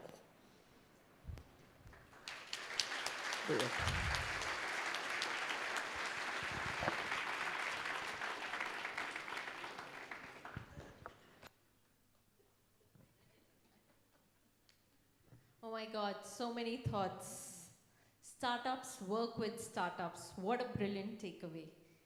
And, another thought Anushka spoke about, and it reminded me of my daughter about smart working vis-a-vis hard working. हमने तो सीखा है photosynthesis, solar system, all that in school. My daughter is 12 years old, and I'm talking about 3 years ago. And her school gave her a project on solar system, and she said, Mama, I need your phone. I need to write my answers. I said, what do you need my phone for? To research the answers on Google. I said, ye to cheating hai, which is the closest planet, which is the hottest planet. No, we are allowed to do that. I said, then what are you doing? She said, I'm finding the answers, no? And then I called up the teacher and I said, she's cheating. She said, Varija, if you're stuck in life, are you stopped from Googling? Are you stopped from finding answers? The Google is same for me, to anybody else, to you, to the rickshawala, to anybody in this world. But what to type in Google is the biggest question. So smart working vis-a-vis hard working is, that's the thought that stayed after you spoke. And so many takeaways, and a brilliant session. I have learned so much. I don't know about you guys, but I'll open the forum for questions now. We have some time. I'm a good moderator, I know. Yes. Anybody? I know you can catch them offline. All of them are very, very wanted people today. But a question here will also help your colleagues if some of them are inhibited or they wouldn't want to, come up with a question. Anybody? Yes, please. Can I have a mic over here, please? Fourth row here, please. Do you want to take a mic from here? Okay, he has it. Please introduce yourself, and if you have a question specifically for somebody. Yeah. Ma'am, good morning, ma'am. It was a great listening to all of you. My specific question was for Anushka, ma'am. As I am also fond of animals and I love them. When I was small, I need to take street puppies at my home, and my mother used to beat me. Similarly, like you did this for the animals and all, there will be people who have always problem in someone goodness. And the second question is, how did you convince your parents when you left the job which was better and far more deserving and come back to India leaving all the things? Thank you. Hey, that's a lovely question. I'm so glad. Just before I answer your question, just for my personal satisfaction, how many of y'all are animal lovers here? Please raise your hand. Are yaar, kya acha lag raha hai yaar. And how many of y'all have pets? Thank you. Please try Wiggles. Please. See, an entrepreneur never leaves a chance. But thank you for the lovely questions. Aapka pehla question, or do you want me to answer question-wise, or should I give you a whole? Ma'am, whichever you find. Okay, great. So how did I convince and how did I, so I'll tell you about my journey back to India, and then I'll tell you how many dogs I have and the goodness part of what you asked, right? So I went abroad. I went abroad for a reason. I never say this publicly, but when I was young and I wanted my first company, I was talking to a friend of mine and I was telling him about my idea. And I said, this is what I want to do. And this is not Wiggles, this is before that. And a passerby who also was a friend of a friend turned back to me and said, idea bahut acha hai, but let a man manage it. This is the first time. I was 17 and someone told this to me on my face, and I did not expect it because that time I was just blooming. I was trying to ideate. I knew I wanted to do something in this space. And I said, why would someone say something so cruel to me?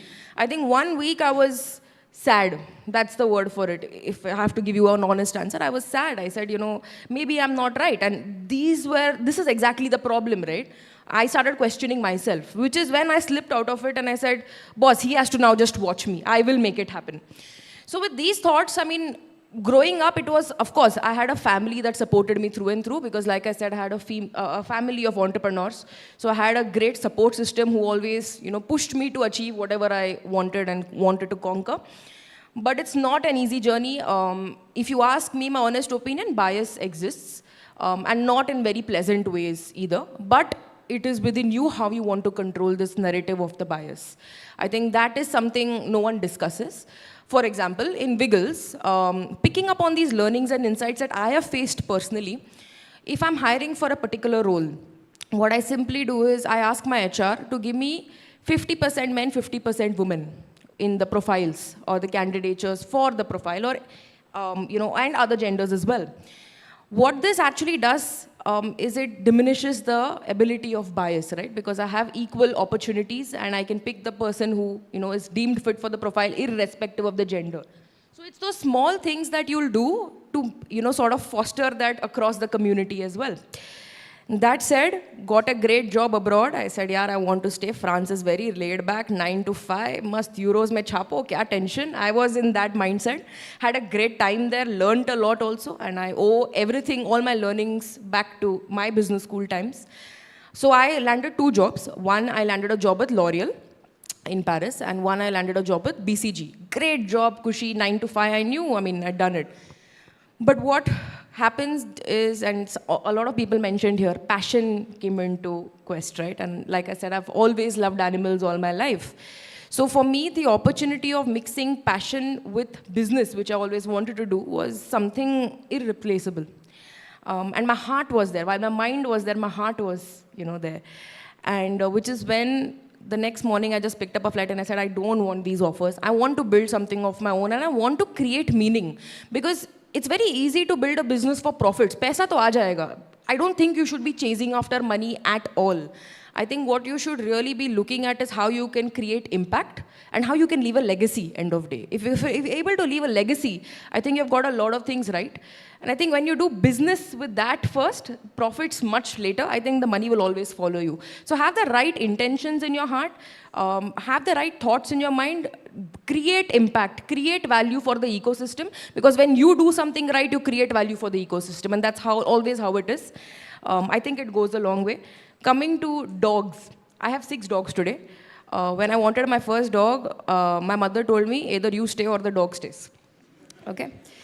She was not very comfortable, though my father loved dogs. But today I have 6 dogs, all who are rescued, all who were abandoned, and they're part of my life and they're my children. So I left all of that and I came back for this. And believe me when I say this, I'm able to sleep very well at night, and there's a reason for it. It's because I know I'm doing something right.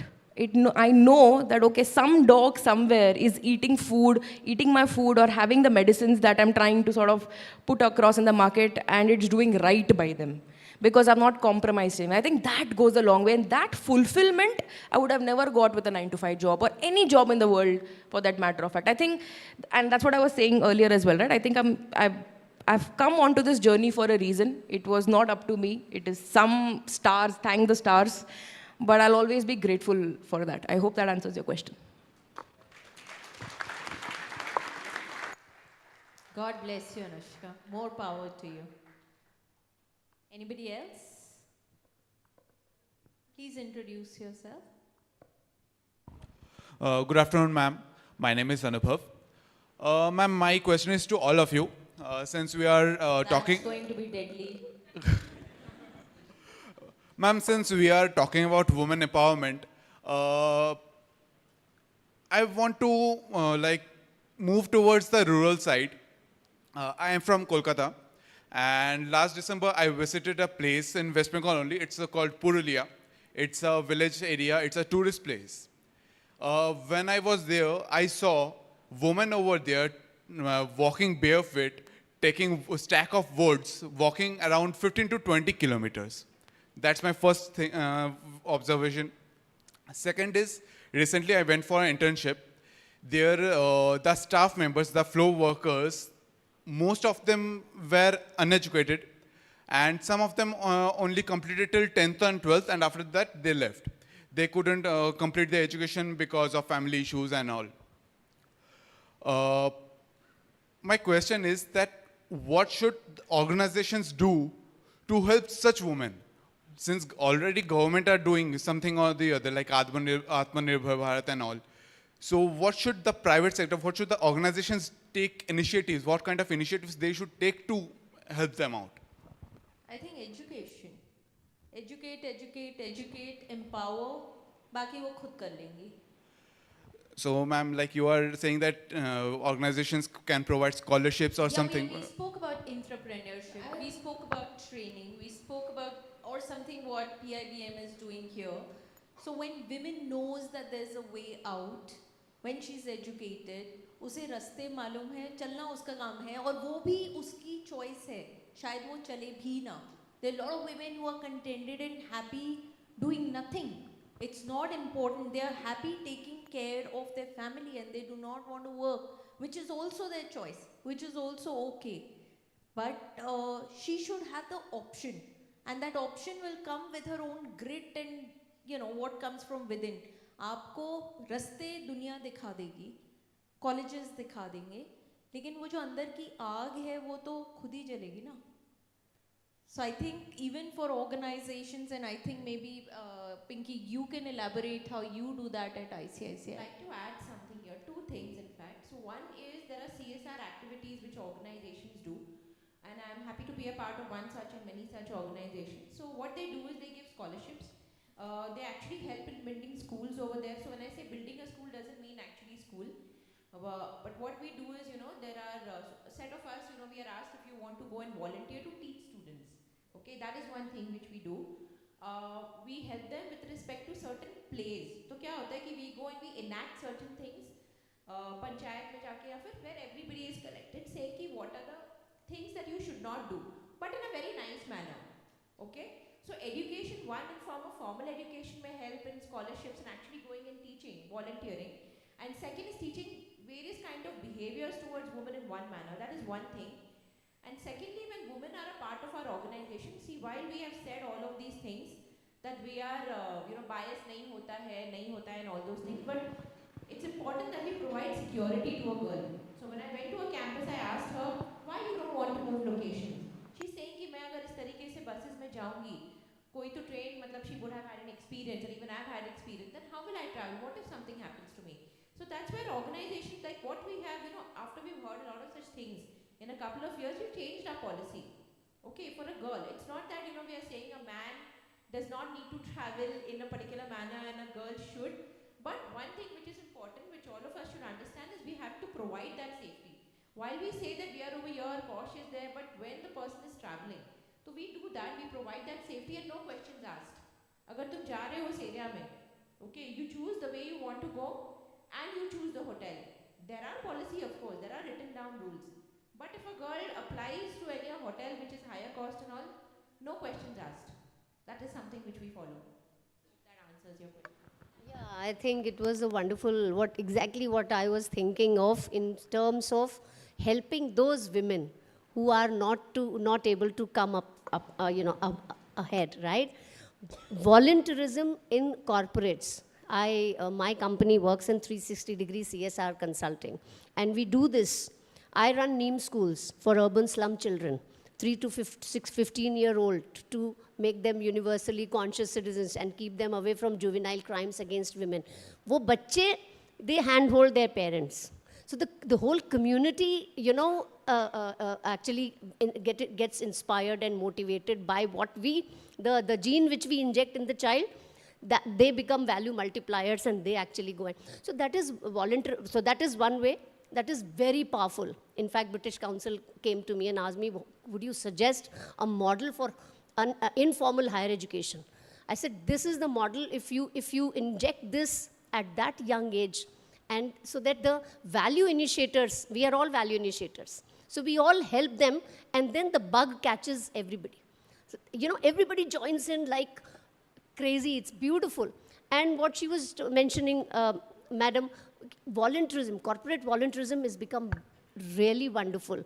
Tatas and everybody, they are, every employee wants to give some, they are actually asked to give some part of their time for these initiatives. This is wonderful. CSR is, of course, a very, very upcoming route, which is now, you know, first time in India when I started the responsible corporate CSR and startup, social impact startup forum in 2017. That time, the corporates were doing something. Everybody was doing something. They wanted to do something. But that responsible CSR came in, ma'am, much later. It came in 2016. Much later. Yeah. So what I did was I put those social impact startup innovations in front of them.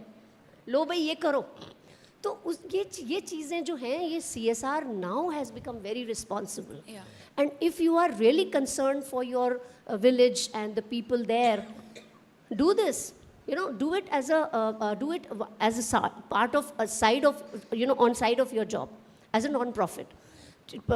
Collect corporates to help those women, and you can do it. And because volunteerism is really catching on, plus CSR 2% jo yes, 2% of the profits they have to spend on corporate social responsibility. The companies who are earning more than 5 crores. बहुत पैसा है, बहुत कुछ हो सकता है. Intent is also there. Now intent and impact में पहले बहुत gap था. Ab intent is there, as I think you were mentioning. So I'm sorry for taking your time. Yeah, no, I'm just going to pick up from that. So I think to answer your question, it's a very large systemic problem that you've put up. आपने जो question पूछा, आपने बहुत simply पूछा, but it is actually a large systemic issue. And the response that, say, Varija or Pinky gave are fundamentals, right? कि अगर उनको education मिले, अगर उसका access मिले, अगर वो उसे pursue करे, so what stops them from changing their lives, right? But again, that is not the reality out there, which is why the Corporate Social Responsibility, CSR, it's a CSR Act that was brought in by the Ministry of Home Affairs in 2016, right? Which mandates all corporates to give 2% of their profits towards these programs. Now, there is a bit of a skewness in the CSR landscape in India. Okay, ये पैसा आता कहाँ से? Corporate से आ रहा है, which is domestic philanthropy, right? Now, there are certain sectors which are getting more attention. Okay, like education, healthcare. These are sectors which get more attention because the corporates are able to show tangible impact. कि हमने 1 लाख रुपए दिए, उसमें 10 लड़कियों का education हुआ. So there's a tangible impact that's coming out, which is what they're comfortable with. कि उन्होंने जो पैसा डाला वो कुछ हो रहा है उसका. The point that you are talking about, which is the exact mandate that I work on in CSR at Vastu, which is women enterprise development. That is the focus I have picked on. But there'll be very few corporates that dedicate their CSR towards a niche subject or thematic area as this. Right? So, वो है, that is a reality. We need to bring more attention to this particular thematic area, encourage more corporates to consider that as a systematic intervention from their side. बाकी चीज़ों में हो रहा है, पर इसमें my research says बहुत कम है, which is why we chose to step into it. I would like to say something in this. Abhinav, आपने जो question किया है here, well, आपने कलकत्ता का कोई गांव का कहा है, but if you go to any of the state, okay, this problem is there everywhere. So now I belong to Maharashtra, I stay in Mumbai. Near to Mumbai, you might be heard about Dahanu, Palghar, okay? If you go there, you will actually go there for some kind of vacation, 2 दिन का picnic, 3 दिन का picnic या 1 day picnic. Because you feel like, बहुत अच्छा वहाँ पे, you can get like, a lot of scenic beauty. But in that beauty, if you see the local people out there, they're having very hard time. We call them Adivasi, but they are not Adivasi, they are Banvasi. Okay? So I work for a wing of RSS who work, in this kind of inaccessible areas. Now from last, I'm associated with them since 2012. Now, last pre-COVID, I can say from 2019, I'm very thankful to HDFC as well as SBI. They have given a lot of support. This small pada, we call small hutments there, which are not more than 20-25 houses in one particular area, which has been called pada. Now, if you go there, they're uneducated, okay? Most of them, even now they are from last, I think, 3-4 years, they're having lights. Otherwise, they used to stay without light, okay? So, in those areas, the women, as Sir has quoted, one Mr. Nehru's quote, okay? You have to educate women. So, it is not literally with the education, but if she can help, entire family, in whatever ways, which normally your mother or my mother has done, I'm doing for my family. So it is inbuilt. We don't have to go we don't have to do anything separate. So we have identified the skills of those females, and you'll not believe those area consist of bamboo. So we have given them training for most of bamboo products. So which can be some kind of normally you see some souvenirs of bamboos. Then they used to make lamps out of it. Then too many means if you go visit there, in last 3-4 years, many of the females who have become you can say team leader, they have become entrepreneurs now. So they are whatever they make out of those bamboo things. It goes even Delhi. There is one place where we have the exhibition, Pragati Maidan side. I've never been there, but even those areas, these girls, these ladies, they go there. Now, this was 4-5 years back. Now, last 3 years, they have started developing new concept of, you must be knowing banana stem. Banana stem, after giving 2 cycles, it is waste. So now, with the help of SBI CSR program, many experts, they have came up and they have actually started making a thread out of banana stem. Now these females, they have been trained to make handloom, you can say chatai or razai kind of thing, mattresses. Plus they are making even shoes. So many of us maybe having Jain community here. So those ladies and your gurus, they don't wear chappals. So because they are of leather. So here they make shoes out of it. So which is even useful for them. So it is like they have made Rakhis this time. We have put like good exhibition of Rakhis made out of bamboo. Plus even this from banana stems. So there are many programs are running behind.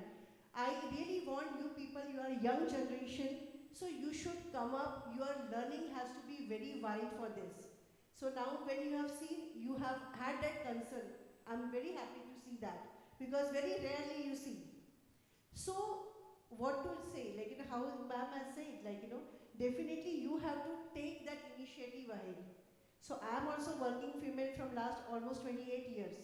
But out of this 28 years from last 2012, I am also associated with having a family, with having 4 senior citizens at home, 1 daughter at home. I am managing all this.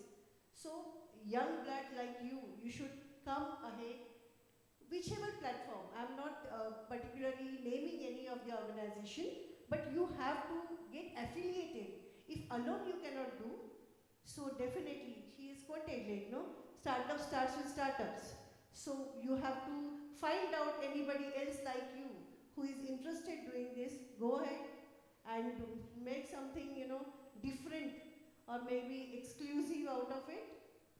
I think also a lot of organizations, CII's Younger Arm, Young Indians. So you can join these organizations while you're at the course.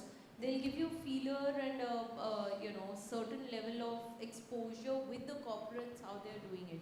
So CII's Younger Arm, Young Indians work on Masoom. Even Rotary Club. Even Rotary does it, Roundtable does it. So you can be a part of those organizations. Just 1 cent of mine though, just my thoughts. I would like to add one thing very, sorry, I'm not looking your side. So, देखो, there is something called zone of concern and zone of influence. सबको पता है ये. Steven कोवी का बहुत strong model है जो कि मैंने ट्वीक कर लिया अपने हिसाब से. मैंने इसलिए ट्वीक कर लिया क्योंकि जोन ऑफ कंसर्न में जब तक रहोगे, वो नहीं हो रहा, वो पढ़ नहीं रहे, अरे वो आगे नहीं बढ़ रहे, अरे तुम किस मर्ज की दवा हो? You bring it in your zone of influence. Do something. Take that proactive action. When Nirbhaya happened for 3 days, I went crazy. Seriously, I'm telling you. I just could not, normal chores नहीं कर पा रही थी. I said, what is this? क्या हो रहा है? कैसे हो रहा है? क्यों कर रहे हैं? कैसी psyches? But then I jumped into my zone of influence. I created a group of feeling citizens. People like you, bureaucrats, consultants, people from Bollywood, NDTV, everybody started joining me. We had discussions and then created a 3-pronged strategy. Pehli, to protect against those psyches which are already created. उसके लिए हमने launch किया technical innovation for women safety all across the India with IITs, colleges to bring their original ideas. जो pepper spray bracelet बाजार में आया वो हमारे उसकी वो है उस तरह से और इनोवेशंस आए. फिर second approach was creating, having this first international seminar in India on regenerating values, gender sensitization. कभी इस पे हुआ ही नहीं seminar at IIT Delhi, which in दिसंबर में हुआ है निर्भय. फरवरी तक हमने ये सारे डिस्कशंस करके कि वैल्यू गैप्स कहाँ से आ रहे हैं. And then we had huge, देखो कम करो, घुसो उसमें करो, है ना. और ये अब उसको मैंने कभी छोड़ा नहीं as a mission. Workshops, conferences, seminars on creating trust between genders. कल भी मेरी एक इटालियन कंपनी में, it is amazing the kind of satisfied what she is talking about. जो तुम्हें सुख मिलेगा ना, वो कह रही है ना, मैम ने बोला ना, शांति से सो पाते हैं. क्यों? Right. Third approach, Neem school, centre of the slum में खुद घुसती हूँ और वहाँ पे कई बार इतनी बदबू आती है क्यों. और फिर उन्हीं से हम उन्हीं बच्चों से और हम मिल के सब साफ करते हैं और वहीं पे फूल ग्रो करते हैं और उसी पे ऑर्गेनिक खाद बनाते हैं और उसी से ही और उसी से उनको एंटरप्रेन्योर बनाते हैं. So Neem School, देखना ये छोटा सा मेरा initiative. I told you this is going to be a It's forever. So no, I am challenging you. I'm challenging you. Please come back to me. What have you done in your center of influence? If you are really concerned, don't keep it as a concern. अपने zone of influence वो होता है जिसके जो हमारे control में होता है, जिसके हम कुछ रह के कुछ कर सकते हैं. करो अभी इसी क्षण से, ठीक है? पकड़ लेना. Thank you, I'll ma'am. help you whatever way you want. We will take last two questions. We'll take last two questions, and the question has to be directed to one speaker. We will not do this again. Yes, please. Can we have the mic for the lady here in the second row? Okay, there's somebody. So, okay, these two, we'll sum it up with these two ladies. So, you can go first and then you can go last, yeah? Ma'am, my name is Vagisha, and I would like to say that how wonderful this discussion was, and I'm very, very thankful for each one of you to be here in front of all of us. So I have this very general question actually. One, you have to direct it. I'm the moderator. I decide. You can decide No, you decide who is your favorite here.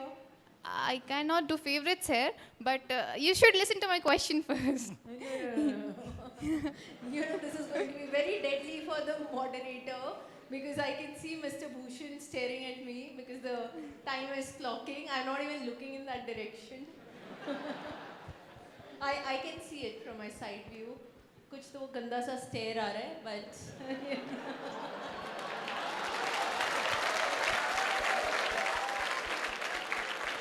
so please, I request you for a fair chance. Everybody is hungry also. Please direct it to any one speaker, anyone that you like to hear. Yeah, for the time's sake, if you direct to the one person, you can save a lot of time. Yeah. Everyone is Yes, tempted to answer yes. that. It's a fair view. Thank Let's you. respect. Sure. So this is for Anjali ma'am. The question is, what are the consequences of women's underrepresentation in decision-making roles, and how can we address this situation? वो तो सोचती ही नहीं है ऐसा. There are no biases for women.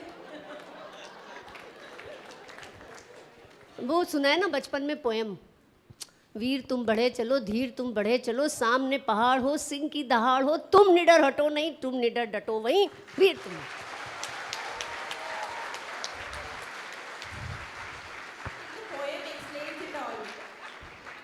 There is no word called seriously कह रही हूँ मैं. मैं छोटी सी थी, मैं फादर आदमी, तुम्हारा गोल कहाँ है, क्या गोल है, कहते हैं, मैंने कहा ये नहीं होता है, उचक के गोल ऊपर, जो इतना बहुत ऊपर भी नहीं होना चाहिए जो अनरियलिस्टिक हो जाए, लेकिन उतना हो कि उचक के मिल सके. ऊपर नहीं रखोगे, पता उनके वर्ड, ऊपर अगर गोल नहीं रखोगे तो नीचे ही कहीं घूमते रहोगे, ऊपर रखोगे तो कहीं आसपास तो पहुंचोगे. तो ये सोचना ही क्यों है? You know, there is whole ecosystem is with us. The whole ecosystem is with all genders. The whole the enabling ecosystem which we have today was never there before. But still, all of us, we didn't shy away from it. I am the oldest here, of course, as far as number of years are concerned. But in experience, शायद समझ में वो लोग ज़्यादा हैं मुझसे. But मैं तुमसे यही कहूँगी कि ये चीज़ें किताबी हैं. अपने लिए पढ़ो, रिसर्च करो, लेकिन अपने लिए वो जज्बा रखो कि you just have. Did I answer your question, or you can fire me back? No, I think the validation is also कि जिस country में एक चाय वाला prime minister बन सकता है तो कुछ भी हो सकता है. Yes, Right? ma'am. Thank you so much.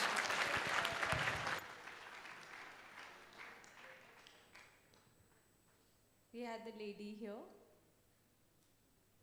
No, I think, okay, so last two, since it's women power.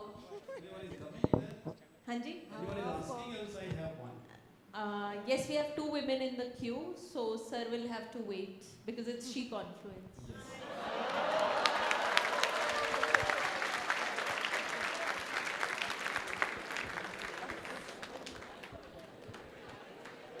Go ahead, please.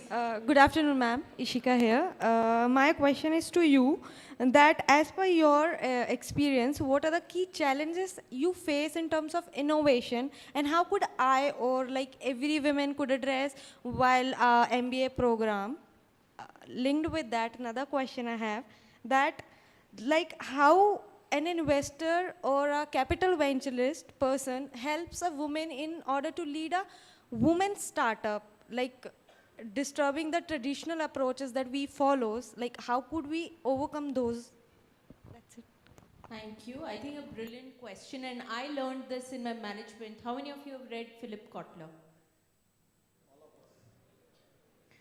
So, you know, this is something that stuck to my mind, and it remains as an entrepreneur. And through my entire journey of developing brands, I have 6 brands today, 3 apparel brands, 1 in interiors.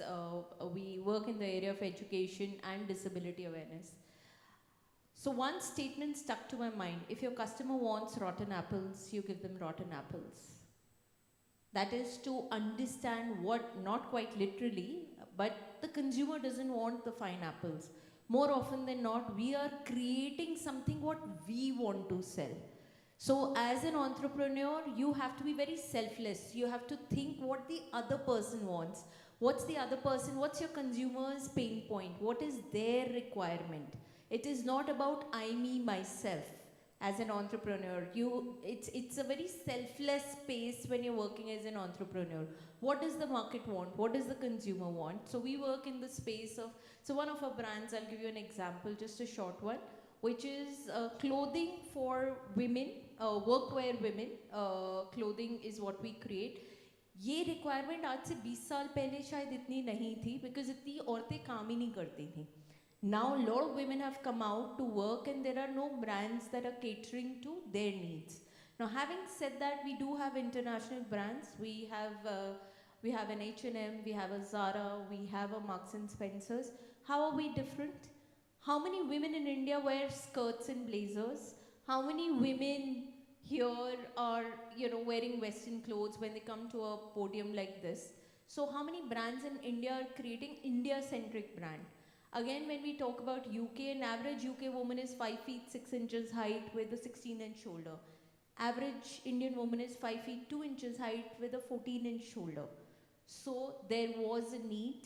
A lot of times, women in India, they don't even know what they want. अभी तो उनको ज़िंदगी में ही नहीं पता कि उनको क्या चाहिए. कपड़े तो बहुत दूर की बात है.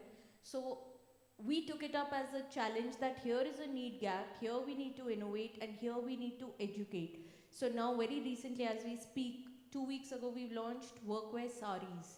We researched on that for about 3 years. So a lot of, when we say workwear saris, a lot of women, they think that it's handloom saris, okay? But handloom has its advantage. It, of course, tends to breathe as a fabric, but the disadvantage is that it crushes. So by the end of the day, you look like a sloppy character.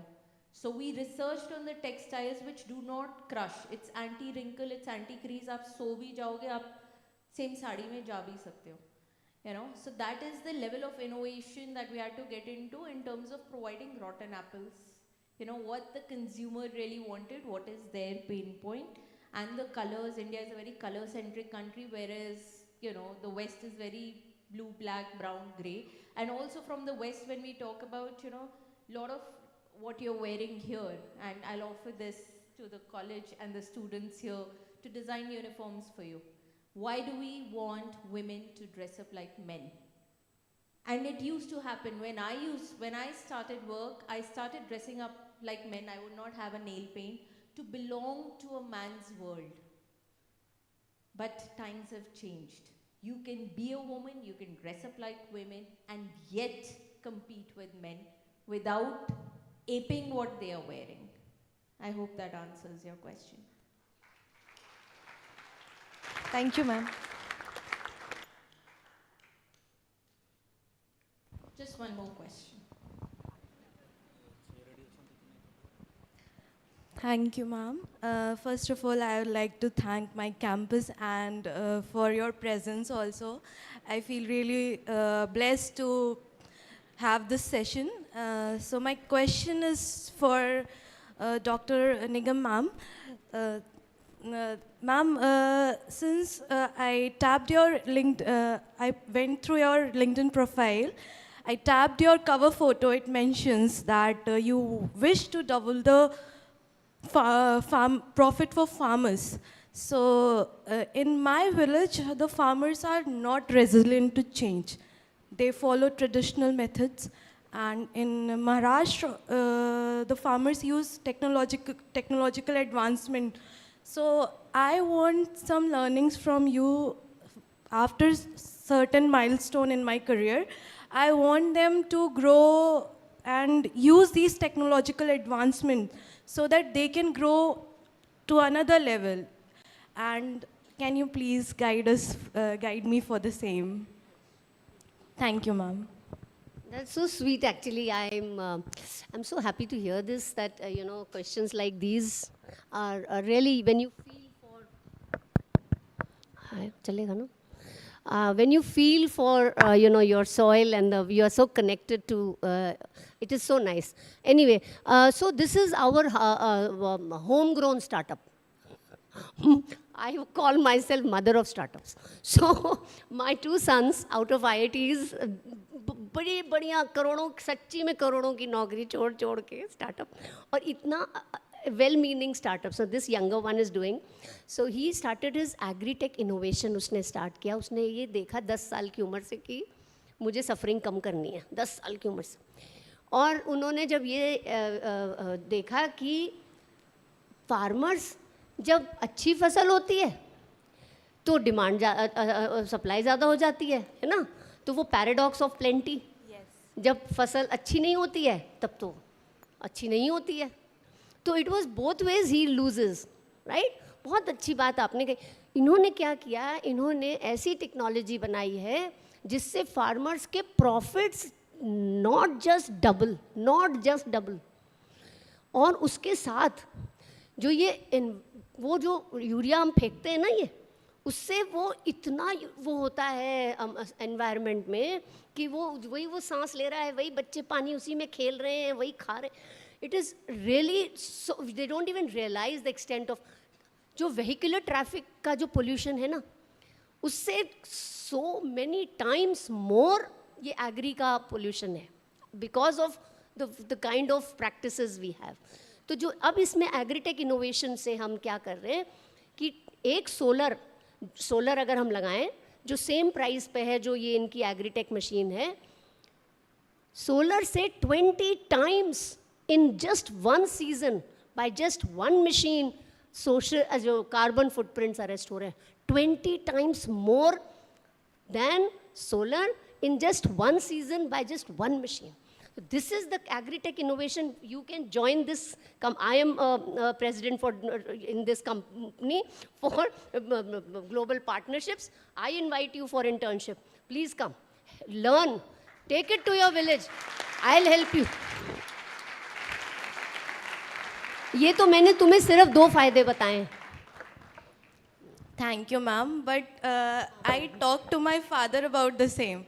But he said that it won't work here. So that's the thing that matters. पापा से ये पूछो क्यों नहीं काम करेगा और हमारी बात कराओ. Because they don't listen. हमारे जो इनोवेटर्स हैं वो सीधे बात करेंगे और we'll understand why, he may be having issues, he may be having reasons for saying that. So we will understand those reasons. And अब मित्सुबिशी आगे आ गया, वो कहता है कि ये तो ऐसी टेक्नोलॉजी है, मैं इसको पूरे इंडिया में फैलाऊंगा. वो खुद अपने CSR से कर रहा है हमारे साथ प्रोजेक्ट, कह रहा है मैं पूरे इंडिया में फैलाऊंगा. नेस्ले कर रहा है. अब जो हमारे ये जो हेल्थ, ये जो पता है इससे क्या हो रहा है, इससे यूरिया का 30% यूज़ एवरी टाइम कम हो रहा है. तो जो हमारा पता है कितना कम खर्चा होता है यूरिया के इम्पोर्ट पे, जो हम 2,500 का बैग लेते हैं बाहर से, वो हम किसान को 100 रुपये में 200 रुपये में देते हैं. This is the extent of subsidy we have. और 65,000 करोड़ रुपया लगता है हमारा. थोड़े बहुत गड़बड़ होंगे, मेरे फिगर्स ज़्यादा नहीं, तो जो हम इंपोर्ट करते हैं. और उससे कम ये जो एग्री मिनिस्ट्री है वो तो कूद पड़ी इस इनोवेशन पे. इतना इसमें बचत है, कम से कम 35,000 करोड़ की बचत है सरकार की, एनवायरनमेंट की बचत है. फार्मर को उसके लिए डबल पैसा मिलेगा for education, for health, for more fruits and for their children, right. छोटी छोटी चीज़ों में देखते हैं. तो पापा से ये पूछेंगे हम, ज़रूर बात कराना सीरियसली कि क्यों आप वो क्या चैलेंजेस देख रहे हैं, और हो सकता है हम कुछ ट्वीक कर पाएँ, और हम बिल्कुल काम करेगी. क्योंकि ये अभी हम इसको गन्ने पे और चावल पे बहुत एक्सटेंसिवली कर रहे हैं. और जो किसान हैं उन्होंने इतना फ़ायदा देखा कि उन्होंने अपने आप दूसरे क्रॉप्स पे करना शुरू कर दिया. So there is so much of फ़ायदा. But I would certainly love to connect. Thank you. Thank you so much, ma'am. Thank you. Thank you so much, Mrs. Nigam. And since we've already hijacked the college, sorry sir, now you are in the queue because Mr. Bhushan has been waiting और मेरे को बहुत शर्मिंदगी है कि मैंने उनका college hijack कर लिया. Sir, your question. All right. Thank you, madam, and I think we are almost on the verge of closure. Maybe this could be the last question, or maybe you decide as a moderator. I have a question for Anushka. Anushka, all talks quite good. There is no bias. There is no hindrance. Fine. But I look back to certain data, and that goes a little beyond innovation and entrepreneurship. It's about women's participation in formal workforce. And about 2005, it was quite good on the ascending, or around 30-35% of women were really in the workforce. And then I don't know what happened, probably Nirbhaya happened, and I don't know what happened. If you see last 15 years, it's really not improving. From 30-33% in 2004-5, 23 is about 22%, I don't know where we are heading. So my question to you is like, do we need some sort, and this is because, this is also for some of the great women who are highly educated, they have walked and then they have withdrawn, and many of our girls sitting out here are aping them, and probably they are also getting convinced. So my question is, do we need to have some psychological cushion as well, wherein we can trigger them, some sort of counseling or maybe mentoring at certain level, because I want to do something on this so that I don't want to see any women not working, because I feel a lot of pride in work and self-confidence. So do we need something else also to be done beyond this? Thank you. I'm so glad you asked this question, because it shows that you care and you really want to change it starting here, right? And I think that's the most brilliant part. So can we have a round of applause for the thought, first of all? So you're absolutely right. I mean, there was this increase in workforce back in 2003 to 2005, and then suddenly there was a decline, and now it's sort of stagnating, right? So I look at it a different way. One is, you can change the psyche, you can, sort of mentor, counsel a woman to join the workforce back. But I look at it two ways. One, I think it's the woman's choice, end of the day. You can empower her with whatever options you have on the table, more conferences like this, where you educate young minds from the scratch. But I think the problem is elsewhere, honestly.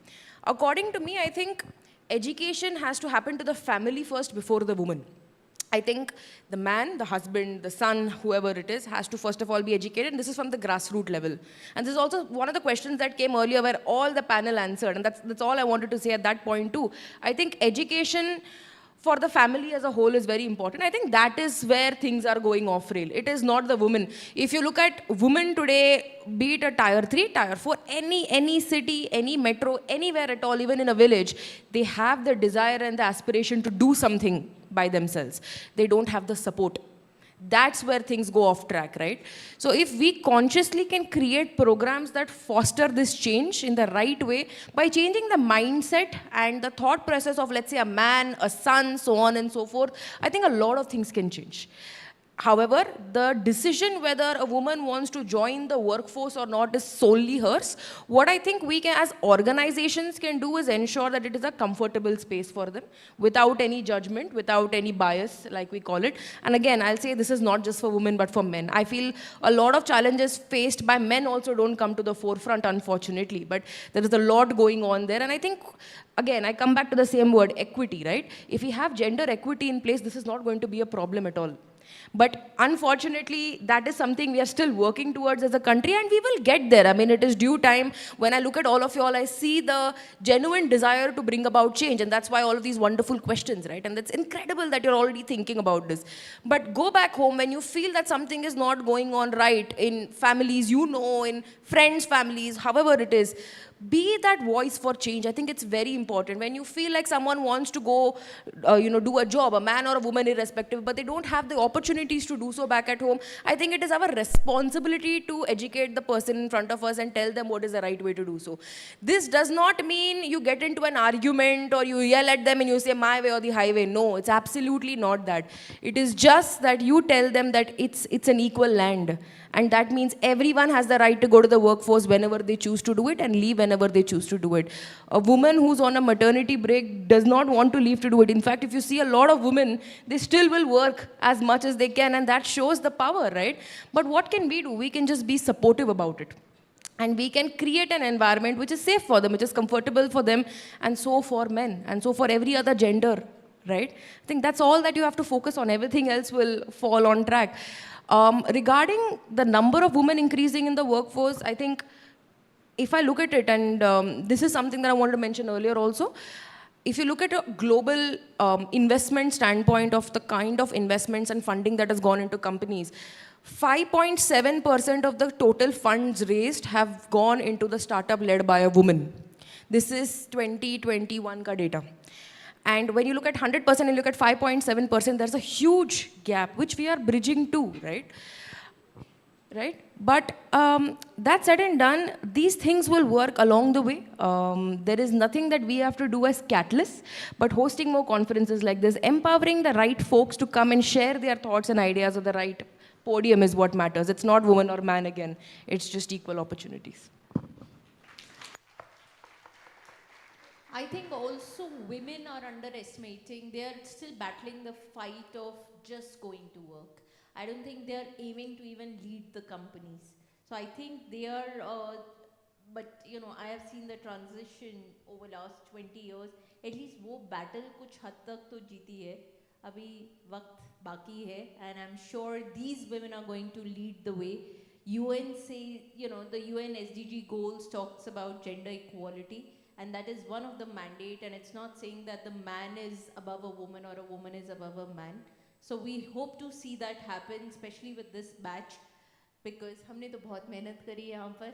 So thank you so much, and any questions, if at all, please take it offline with the panelists. And I really thank the, you know, Mr. Bhushan and the entire team of this institute to have put this together. It's a very sensitive issue. We usually talk numbers in the management institutes, but to pick up a topic like this and to have brought all of us together at this podium, it calls for a lot of compassion and a lot of sensitivity towards women. Thank you, sir.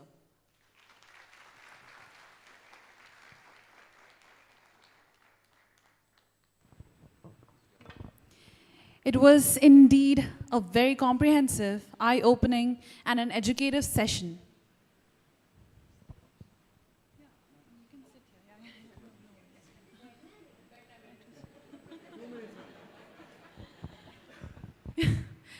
Thank you all the esteemed dignitaries for sharing your expertise and enlightening the young minds.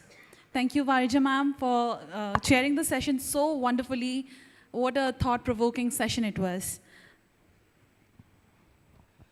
It is now time for the vote of thanks, for which I would like to invite an eminent professional who has more than 8 years of corporate experience in different managerial capacities and subsequently more than 19 years of academic experience in teaching as well as training of sales plus marketing.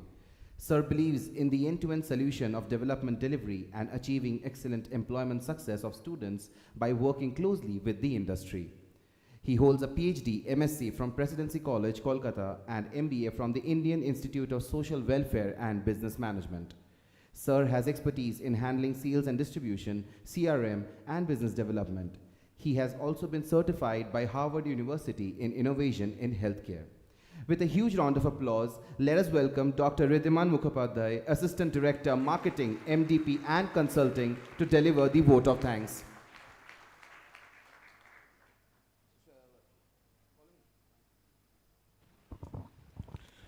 Right. Once she have put the stage in that level of vibrance, it's really challenging for a he to give a thanks. So any words of thanks would be very, very trivial. But before that, my friends, I'll just would like to add on 2 more data. I believe a lot of data has been quoted by our very esteemed panelist. One of the data is that 80% of economically active women serves the agricultural sector. That is number 1. Number 2, if you see the average number of hours, a woman working in an agricultural sector gives in a year is 3,000 hours. That is a figure. Any idea what is the average number of hours given by a man? Not even 50%. Not even 50%. I was really feeling myself fortunate to get across this data. This last Tuesday, I was in Bombay. Right.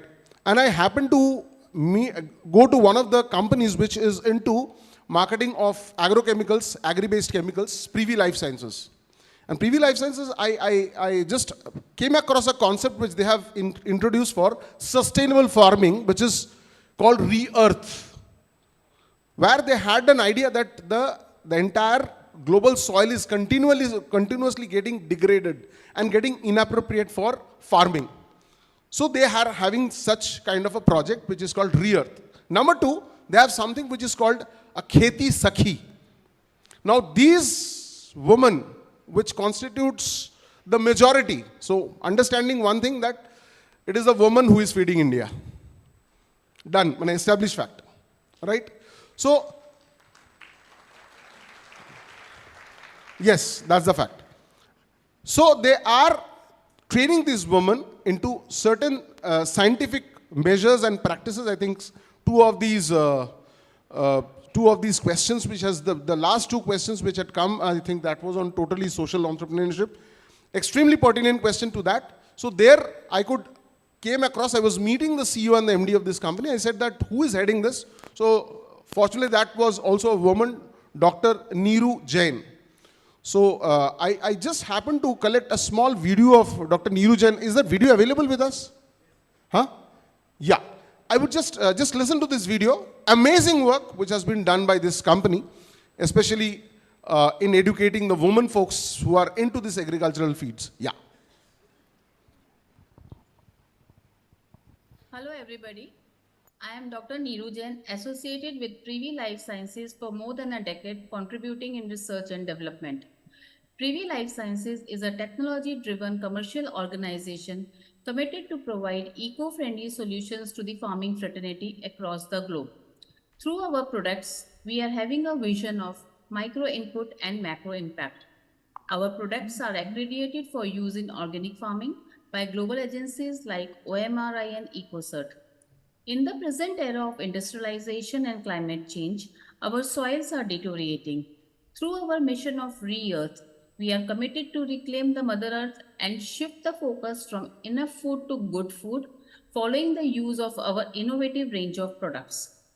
Indian Council of Agriculture Research reports that agriculture sector employs about 80% of economically active women. Our women farmers contribute significantly in various farming activities, devoting an average of around 3,000 hours annually, which is double to that contributed by their male counterparts. PIBM is one of the few companies who is focused to empower these women farmers under the program PIBM Shakti. Our Kheti Sakhi educates the women farmers about new innovations and technologies in the field of agriculture so that we can have better productivity and quality. Through this program, we provide our agri inputs at discounted price along with other incentives to our female farmers. So far, we have enrolled around 10,000 women farmers in our program PIBM Shakti, and we are aiming to have around 1 lakh farmers in the next 3 years. Thank you.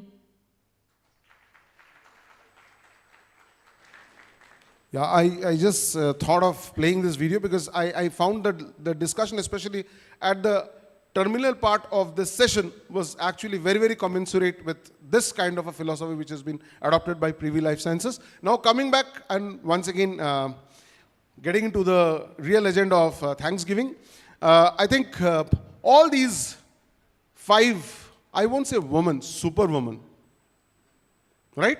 Everybody seconds this? All these 5 were superwoman, right? And they had literally took the stage into that level of vibrance, right? So, but I would like to come to each one of them. Dr. Anjali, I think really you have got a fan club. हम कल से fan club खोल सकते हैं यहाँ पे. खोल सकते हैं क्या? ये देखो, ये देखा, देखा, right? Okay, Anushka, a very matured head on a very young shoulder. right? I think she can inspire many, right? Then coming back to Siley and coming back to Pinky, I think they have really layered that flavor of entrepreneurship. So if you cannot be an entrepreneur, okay, start off with an entrepreneur. Take up the cudgel yourself in the organization wherever you are working, right? I think that was really impeccable, Sally and Pinky. Very coincidentally, they are sitting side by side over here, right? Okay, and coming back to Warija. Now, these people, all these superwomen, if you have to handle these superwomen, you need to be superwomen. And that was fantastically done. Here, you have a person who comes out of energy and starts talking, and like Dr. Anjali, and then you have somebody like Anushka, who is giving a very, very composed thought. And so integrating everything and knitting that into a discussion and getting a hugely useful content for everybody, I think it was amazing. So I think Warija was talking that I am a good moderator. I would say Warija is an outstanding moderator. Right? So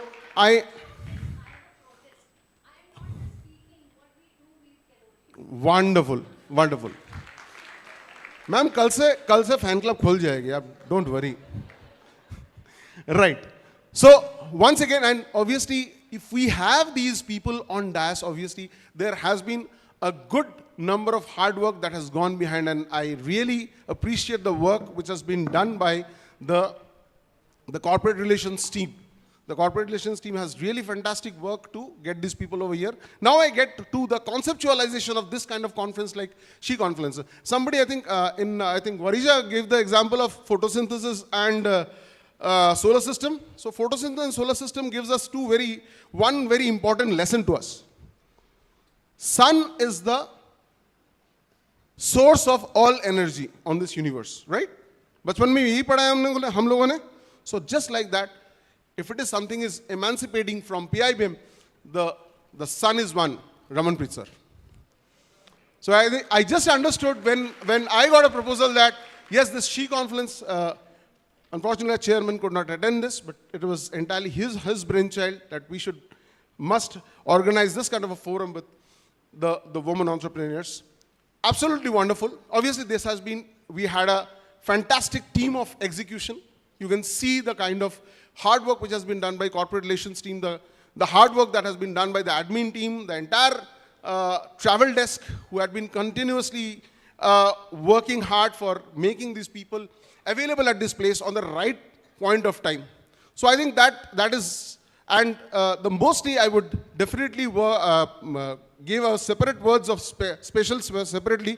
I will go to mention the name of the student placement committee. I think Amitangshu, Paulami, they are all working very hard towards this. So a good round of applause to these people. I think they deserve it, right? And finally, the most important stakeholder, because PIBM is for the student, by the students, of the students. So for all the students who are being here, patiently hearing and putting such wonderful questions across, I think we are very grateful. Thank you very much, because we have to start a second panel. I won't stay much between this and the lunch. Thank you very much. Please move on to the lunch, have a sumptuous lunch, come back with certain food of thoughts, and I can tell you, it is also an equally interesting panel which will be there which is waiting for you in the second half. Thank you so much. Thank you so much, sir. We now request all our guests and our director to come forward for a group photograph, please. Yes. Ridhiman sir, you can please join with them. Yes.